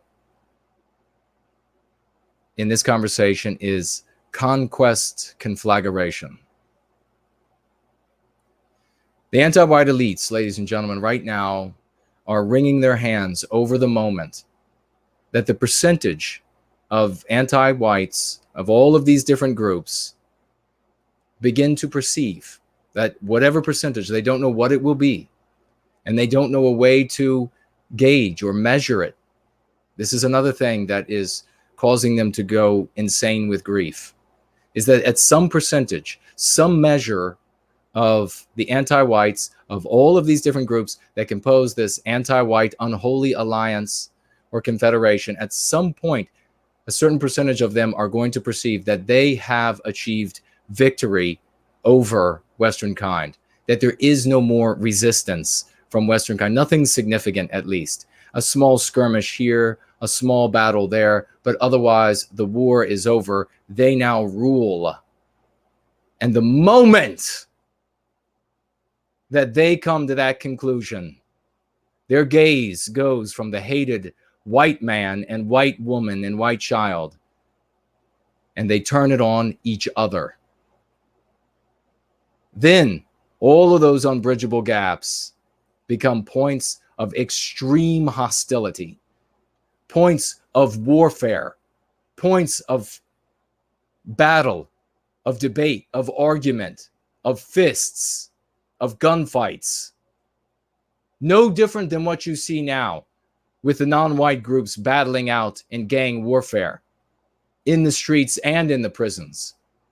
No different than that. The anti-whites know this to be true. But what does it mean for us? If we continue to be a scattered, peopleless race, it means that the anti-whites elites will just manage the carnage. They will manage the civilizational disruption and slow descent into anarchy. And I promise you, they'll be able to manage it far longer than you'll be alive. But, and this is what I talked 3.5 hours ago about at the beginning of this stream. If we are able to form a people, a united people out of this race, and we will, the anti-whites are already talking about the fact that as soon as this conquest conflagration occurs, if the white race is a people, if it has an identity, they will easily reclaim their destiny. This isn't Jason Kuna, No White Guilt, telling you this. These are the brightest that the anti-white trillionaires can hire saying this. These are the brightest from around the world that are coming to this conclusion, the inescapable conclusion. It will be a spectacular conflagration when they turn on each other, ladies and gentlemen. And if we are ready in that moment, if we have formed a people out of this race, we will be the ones passing through the bottleneck. We will be the ones who have our own sea split. And at that moment, we will reclaim what is rightfully ours. All of their energy, all of their anger, all of their hatred and their undermining and their cunning evil, their unethical and immoral behavior will be turned upon each other. And the united white race, Western kind, will take back what is rightfully ours with the effort of a child grabbing candy from the counter. That is what the anti-whites know. So, if worst comes to worst, if we're not able to recapture our destiny prior to this conflagration, which I assert that we can and we will, even if that doesn't happen, and we form a people between now and then, our destiny is ours. This I can promise you. And so, are there any questions or any thoughts about that? Chuck Ford writing in saying, NWG, this is for Mark. Thank you, good sir.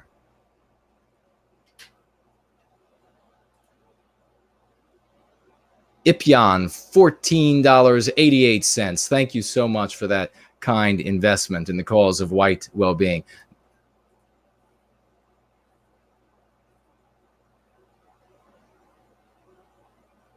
Send Aside says, I love the bottleneck metaphor.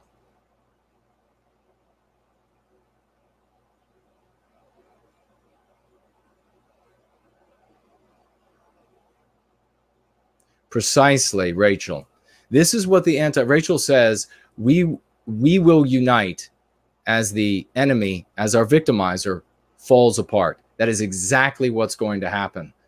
We are coming again together as a people, as they approach the culmination of all of their efforts against us. And as they reach that culmination, that is the most perilous moment for the anti-white elites, and they know it. They know it. They can't find a way to hold these disparate groups together to maintain their power once they have total victory. No, not objective, not objectively observed by some omniscient being, total victory. See, understand this, ladies and gentlemen. It's much more nuanced than any superficial or cursory look will yield. It is a perception, and a perception alone. It needs not be the totality of all of the anti-whites, of all of these different groups. It need only be a percentage of them that decides. And again, I say, they don't know what the percentage needs to be. They're fretting over, will it be 20%? Once 20% think that the white race is essentially defeated, will these different groups turn on each other at that point? Is it 15%? Is it 35%? They're talking about these things and they don't have an answer, and they are terrified about it. They are finally talking about it. I have started talking about that in a way that I didn't really want to, because I didn't want to say that we have to wait until they finally turn on each other, because we don't have to wait until they turn on each other. But the reality is that even if they are able to maintain everything together until that point, they lose as long as we reform ourselves as a people. And we need not need the totality of our race. We need only those who will make it through this bottleneck with us. The best, the brightest, the most heroic, the ones who are able to identify with our own kind, the ones who say that I stand first with my people before all else. Let all of those others who want to put ideas of ours ahead of our biosphere, let them all not make it through the bottleneck of history.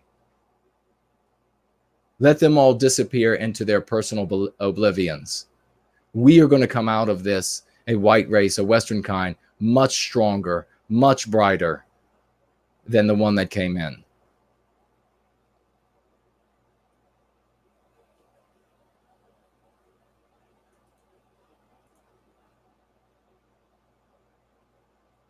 Amen. Robert the Bruce said amen to Ryan. Cortland is going to bed. Thank you for being with us. Brant Dangers says, what kind of timeline are we looking at?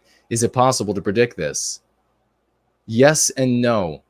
And that can be something we can talk about next time, because we're talking about contexts.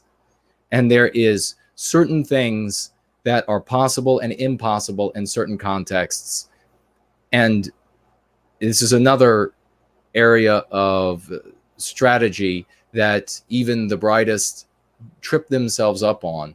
But if you see context as how can I say, unchangeable, I guess I'll just say, if you see it as something that will never change, then your deductions from that situation, that context, are going to be burdened with whatever is going on in that context.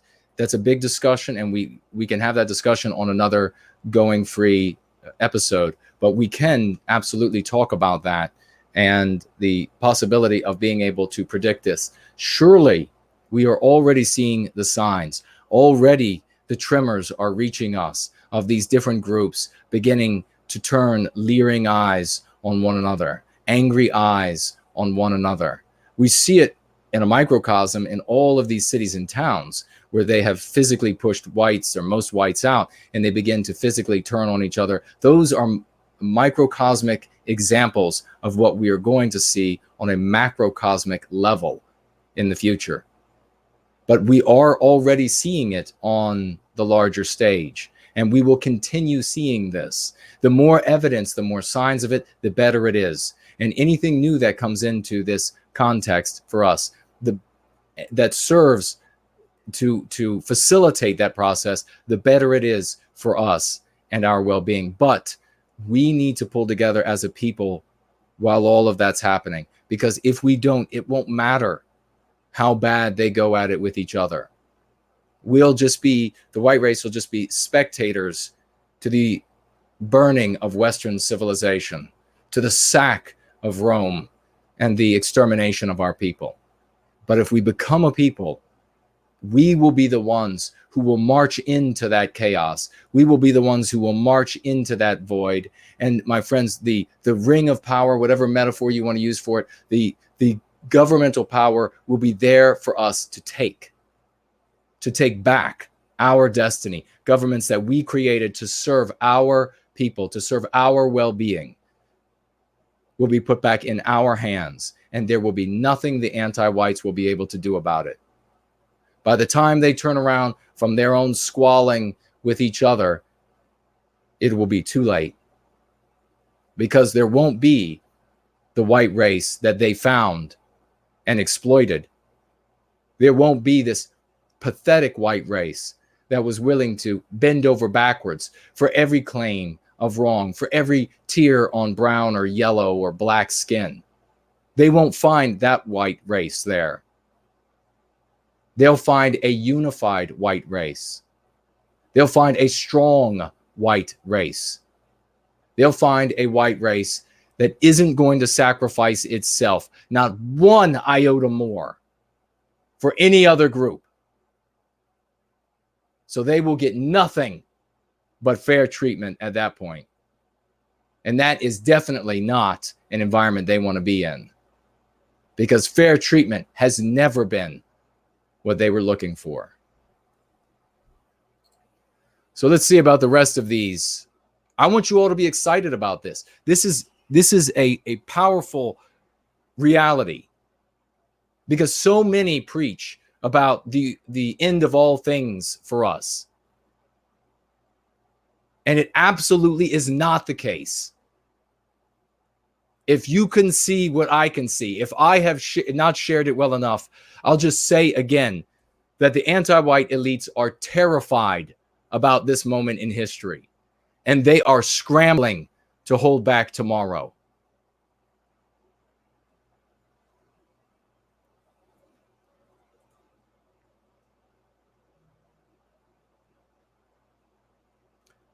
America Reborn says, "What's up, brother? It's Punisher. Great to see you here with us."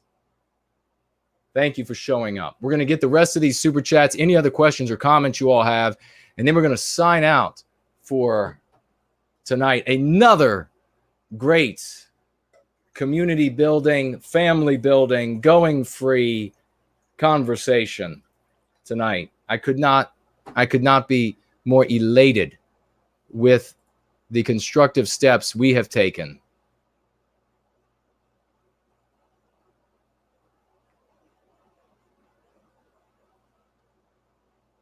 Ryan Manley says Jason for 2020. But one of these days I will, once all the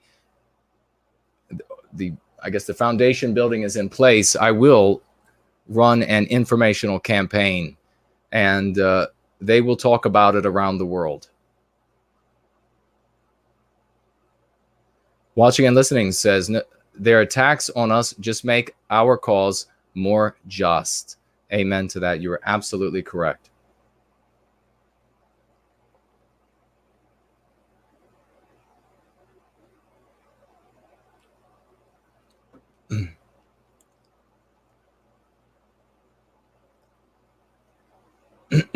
Rachel says exactly. Robert says, Robert the Bruce, squat monsters deserve squat. Roy Danton says, could we also use this in conversations with normies to emphasize that we don't have to win over non-whites, but only over anti-whites? Yes, you can. Absolutely.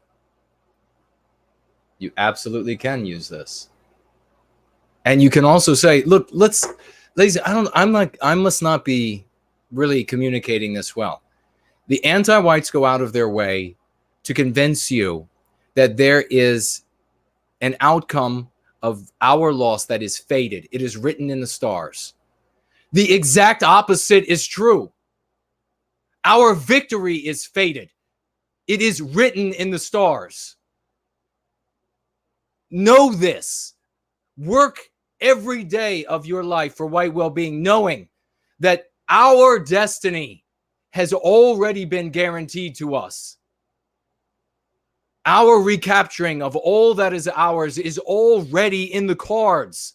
This is game theory, ladies and gentlemen. It is like playing chess, and your opponent realizes that there are so many moves left on the board, and then you will have his king. And all that he can do now is plague you with dilatory tactics. That is the point at which we are. That is where we are today. The pieces are ours for the taking. We need only form this people out of this race. And then we take their king, like you see on the painting behind, the print behind me. That's all we need do to play out the rest of this game. It is fated that we recapture our destiny. It is not a chance. It is not a hope. It is a guarantee. Fight each day with the certainty that your efforts are worthwhile. Look to each dawn with the knowledge that all that you do will accrue to our success, and that nothing, not all of their money, not all of their efforts, not all of their hate can hold back tomorrow. Live each day of your life with that knowledge in your breast, and you will walk with your head high. You will answer the calls to duty. You will hear the silver trumpets as they do in Prometheus Rising. You will overcome and circumvent the challenges that they place before us and you personally today. Your victory is guaranteed. Our victory is guaranteed, not theirs.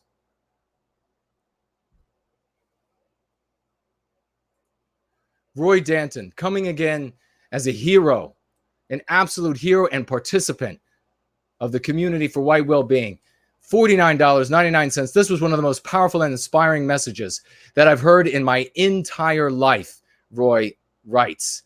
You just showed us a path to actually have a future. Our time is just beginning. It absolutely is, Roy. It absolutely is. It is guaranteed. Our success is guaranteed.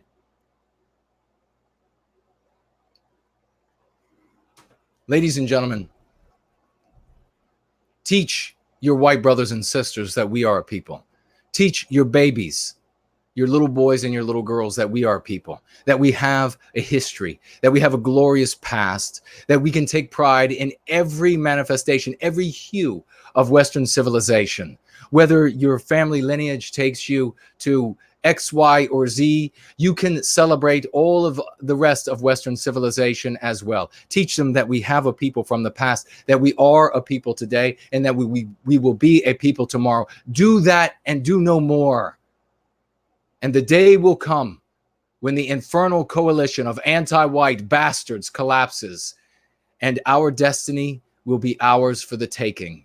Not a soul left to guard the tower of power, where we will climb the steps, where once we looked like our brothers and sisters looked at that wall, that horrendous wall separating Germany, with all of its concertina wire and its guards with their rifles ready to shoot you, where they looked at all of that redoubtable in front of them and thought, no day will come when that falls, when it's unmanned.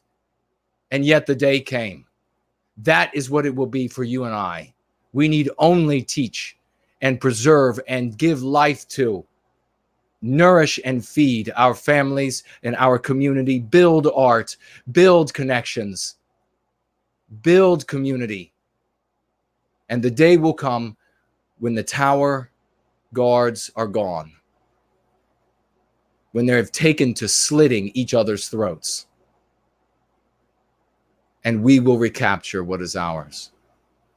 Take that with you every day of your life. Let me see what other super chats we have. I don't want to leave anybody out. And then that will wrap up for this Going Free. Roy Danton, thank you so much for those great words, great meaningful words. Your munificence of intelligence, of dollars, of efforts is unparalleled. Thank you so much.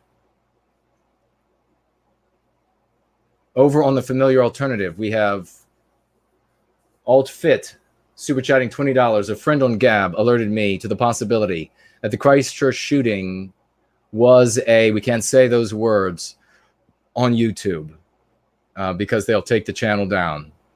And he's saying that his friend has said that it is proven what his friend has said. I'll merely say that some people out there are saying that there is a little bit of a different take on the shooting.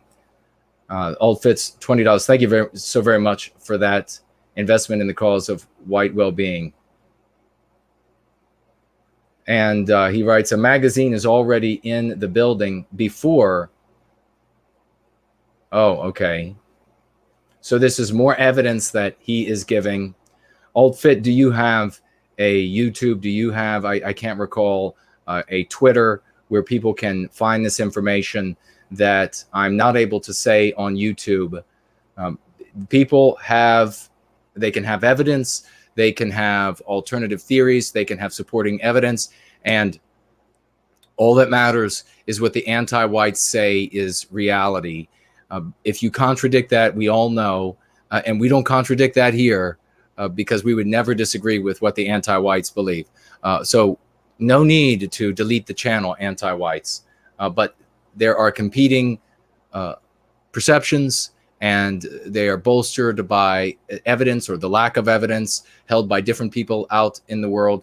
And perhaps if you search for your own out there, you'll find it on other platforms where speech is freer, and it's freer to share your own ideas about what's taking place in the world. Thank you so much, though, Alt Fit, for raising that. I think everybody understands what I'm saying, and contributing $20 to the cause of white well-being. Schlotz, super chat about where the Familiar Alternative, $5. Thank you so much for this super chat. There is no losing. We have pushed back, and with our spirit, did I read this earlier? I'll read it again. There's no losing. We have pushed back with our spirit at the, no, I don't think I did, at the fundamental levels. They were repelled at the kernel of our people. There will be survivors. There absolutely will be. Thank you so much. Those are great words, Schlotz.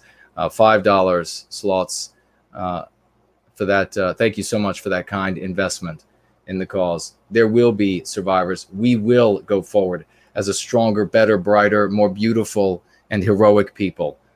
No longer a people that will be able to be taken advantage of by anti-whites who come through the weeds like the viper and strike the hero in his heel where there is no armor to protect. No, we will set fire to the grasses before we pass, and every snake that slithers therein will cook in its own madness. Zero Talent super chatted $2. Coalitions can never hold together. Each faction thinks it deserves to rule in the end. The same thing happened in South Africa. Thank you very much. That's a sagacious point. $2 as well by way of the familiar alternative. I will check the other platforms quickly. If anybody has any more points, be sure to tag me on No White Guilt. Make the point now, and or wait until we are together again, which I'm already looking forward to doing. This has been a fantastic time together. I hope everybody has taken something away from this conversation, some inspiration. I mean, we had what was his name, Tyler, earlier in the show, say that he got off the road to addiction because of White Wellbeing. We have Kathy here talking. I read earlier about how much the lexicon and the dialectics of going free are serving her in her fight for white well-being. I have shared with you the reality that the recapturing of our destiny is fated as long as we do no more than teach our people that we are a people. We have always been a people, and we will always be a people. If we do no more than come together in that unity once again, we will find that the guards at the tower have slit each other's throats, and we will walk in without resistance to the recapturing of our destiny. So I've shared that with you all, something to be very inspired about. We have come together in the support of Mark Collette. His channel will, or his show, PWR, will continue to be streamed. We will continue to do good things by way of the guests that appear there and the good work that he, Patrick Slattery, are doing. Of course, we're going to continue doing great things with Jared George and Tony. White People's Quarterly is going to be available again to you all. We are inspired with and infused with the spirit of the West. It moves through us and speaks through us with a single voice that there will be no stopping us. We will recapture our destinies. So let's see what else we have here. We have Anon came back over on Ko-fi with a super chat of $18. Thank you so much for the kind super chat. Thank you for understanding the importance of men taking care of their hair, beards, mustaches. It's important. When we see you, men, taking care of this, we want to take care of us too. Well, amen. Thank you very much for that, Anon. We do need to be presentable at all times. That doesn't mean that no man absolutely should be a fop. That is despicable. That is a consequence of contemporary society and another manifestation of white noir. Men should be men. And we should be able to clean up like when we go to church or for any other weddings or what have you. But nonetheless, as I said earlier, get out and work on that car, mow that yard or garden, whatever you want to do on the worst days. Don't just wait for the easy days. Thank you very much for that, Anon. And we're going to have and we've talked about this before, we're going to do a stream on masculinity. And we're going to focus on young men. And we're going to be speaking more and more to young men because we know how many of them, of young white men, are out there and they need guidance. They've been reared by single mothers and therefore they don't know how to be men. They've been reared by men who are in uxoro despotism, who just have submitted to the rule of their wives. And so these young men don't know how to be men. I should say young males don't know how to be men. They have been reared on anti-whiteism, taught to hate themselves, to reject masculinity. We will bring that back. And we will bring it back in all of its forms. It doesn't just mean lifting weights in the gym or practicing a martial art. We had Golden One on the other day speaking directly to that reality, that it goes much deeper than those things. Though those things can be important, they are not necessary. You can be in a wheelchair, completely unable to work out at the gym or learn a martial art, and be a greater man than any male who spends 7 days a week in jail and in some game of martial arting with a referee that always breaks things up at just the right point. And we're going to do the same thing. We'll bring women on, and we're going to do the same thing for young ladies, teaching our young women what it means to be women again. This is what the anti-whites hate. Genevieve, super chatting $9 over on Ko-fi. NWG, we appreciate your wisdom. Well, thank you very much. And I do all that I can for our people, and I give gratitude to everyone from whom I have gleaned great wisdom. There are a great many people out there that have done wonderful things, have shared wonderful things, brilliant things. And when they do, we need to adopt them and use them for our success.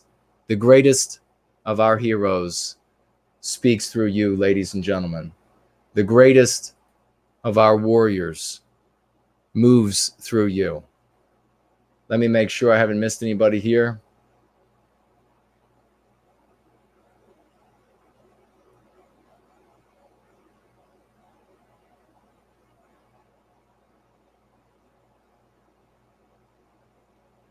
Okay, I got Eddie. I believe I did not miss a single soul this time. If you super chat though, right after, as we're wrapping up here, ladies and gentlemen, I will make sure to read your super chat, question or comment next time. It's been an exhilarating evening together, Sunday evening, Monday for some of you, and I guess an increasing number of you. It's a Monday. Getting later in Monday for some others. But it has been absolutely exhilarating. We've covered a lot of important ground. Spartan Warrior Queen says, thank you for a great stream. No White Guilt. We are 50 people in your European channel watching you. Well, thank you very much. That is fantastic. That's very exciting to hear that so many folks are over there still watching the stream right now. In Europe, who are able to see the stream by way of my friend's channel over at Gardening with NWG, because No White Guilt's channel, my channel, cannot reach those in Europe. So thank you all for being here. It is an honor to serve with every one of you. And I want to just go back for a moment very briefly to say goodbye to what we were talking about a moment ago. And that is that our greatest speak through you. Our greatest poets are in your tongue. Our greatest warriors are in your fists. Our greatest heroes that have exhibited the greatest courage live in your breasts. You need not but tap into that glory. You need not but go free and treat the mean pathogens that you are infected with. And when you weld that with this knowledge that our recapturing of our destiny, that which has been robbed from us, all of that happiness that has been robbed from us, all of those tears and that sadness that has been inflicted on us, if you wed that with the knowledge that the recapturing of that destiny, our destiny, is foreordained, you will shine like the beacon of the tomorrow that the anti-whites cannot resist. And with that, I salute every one of you. And I look forward to seeing you again very soon as we continue to go free. Let's go free, ladies and gentlemen.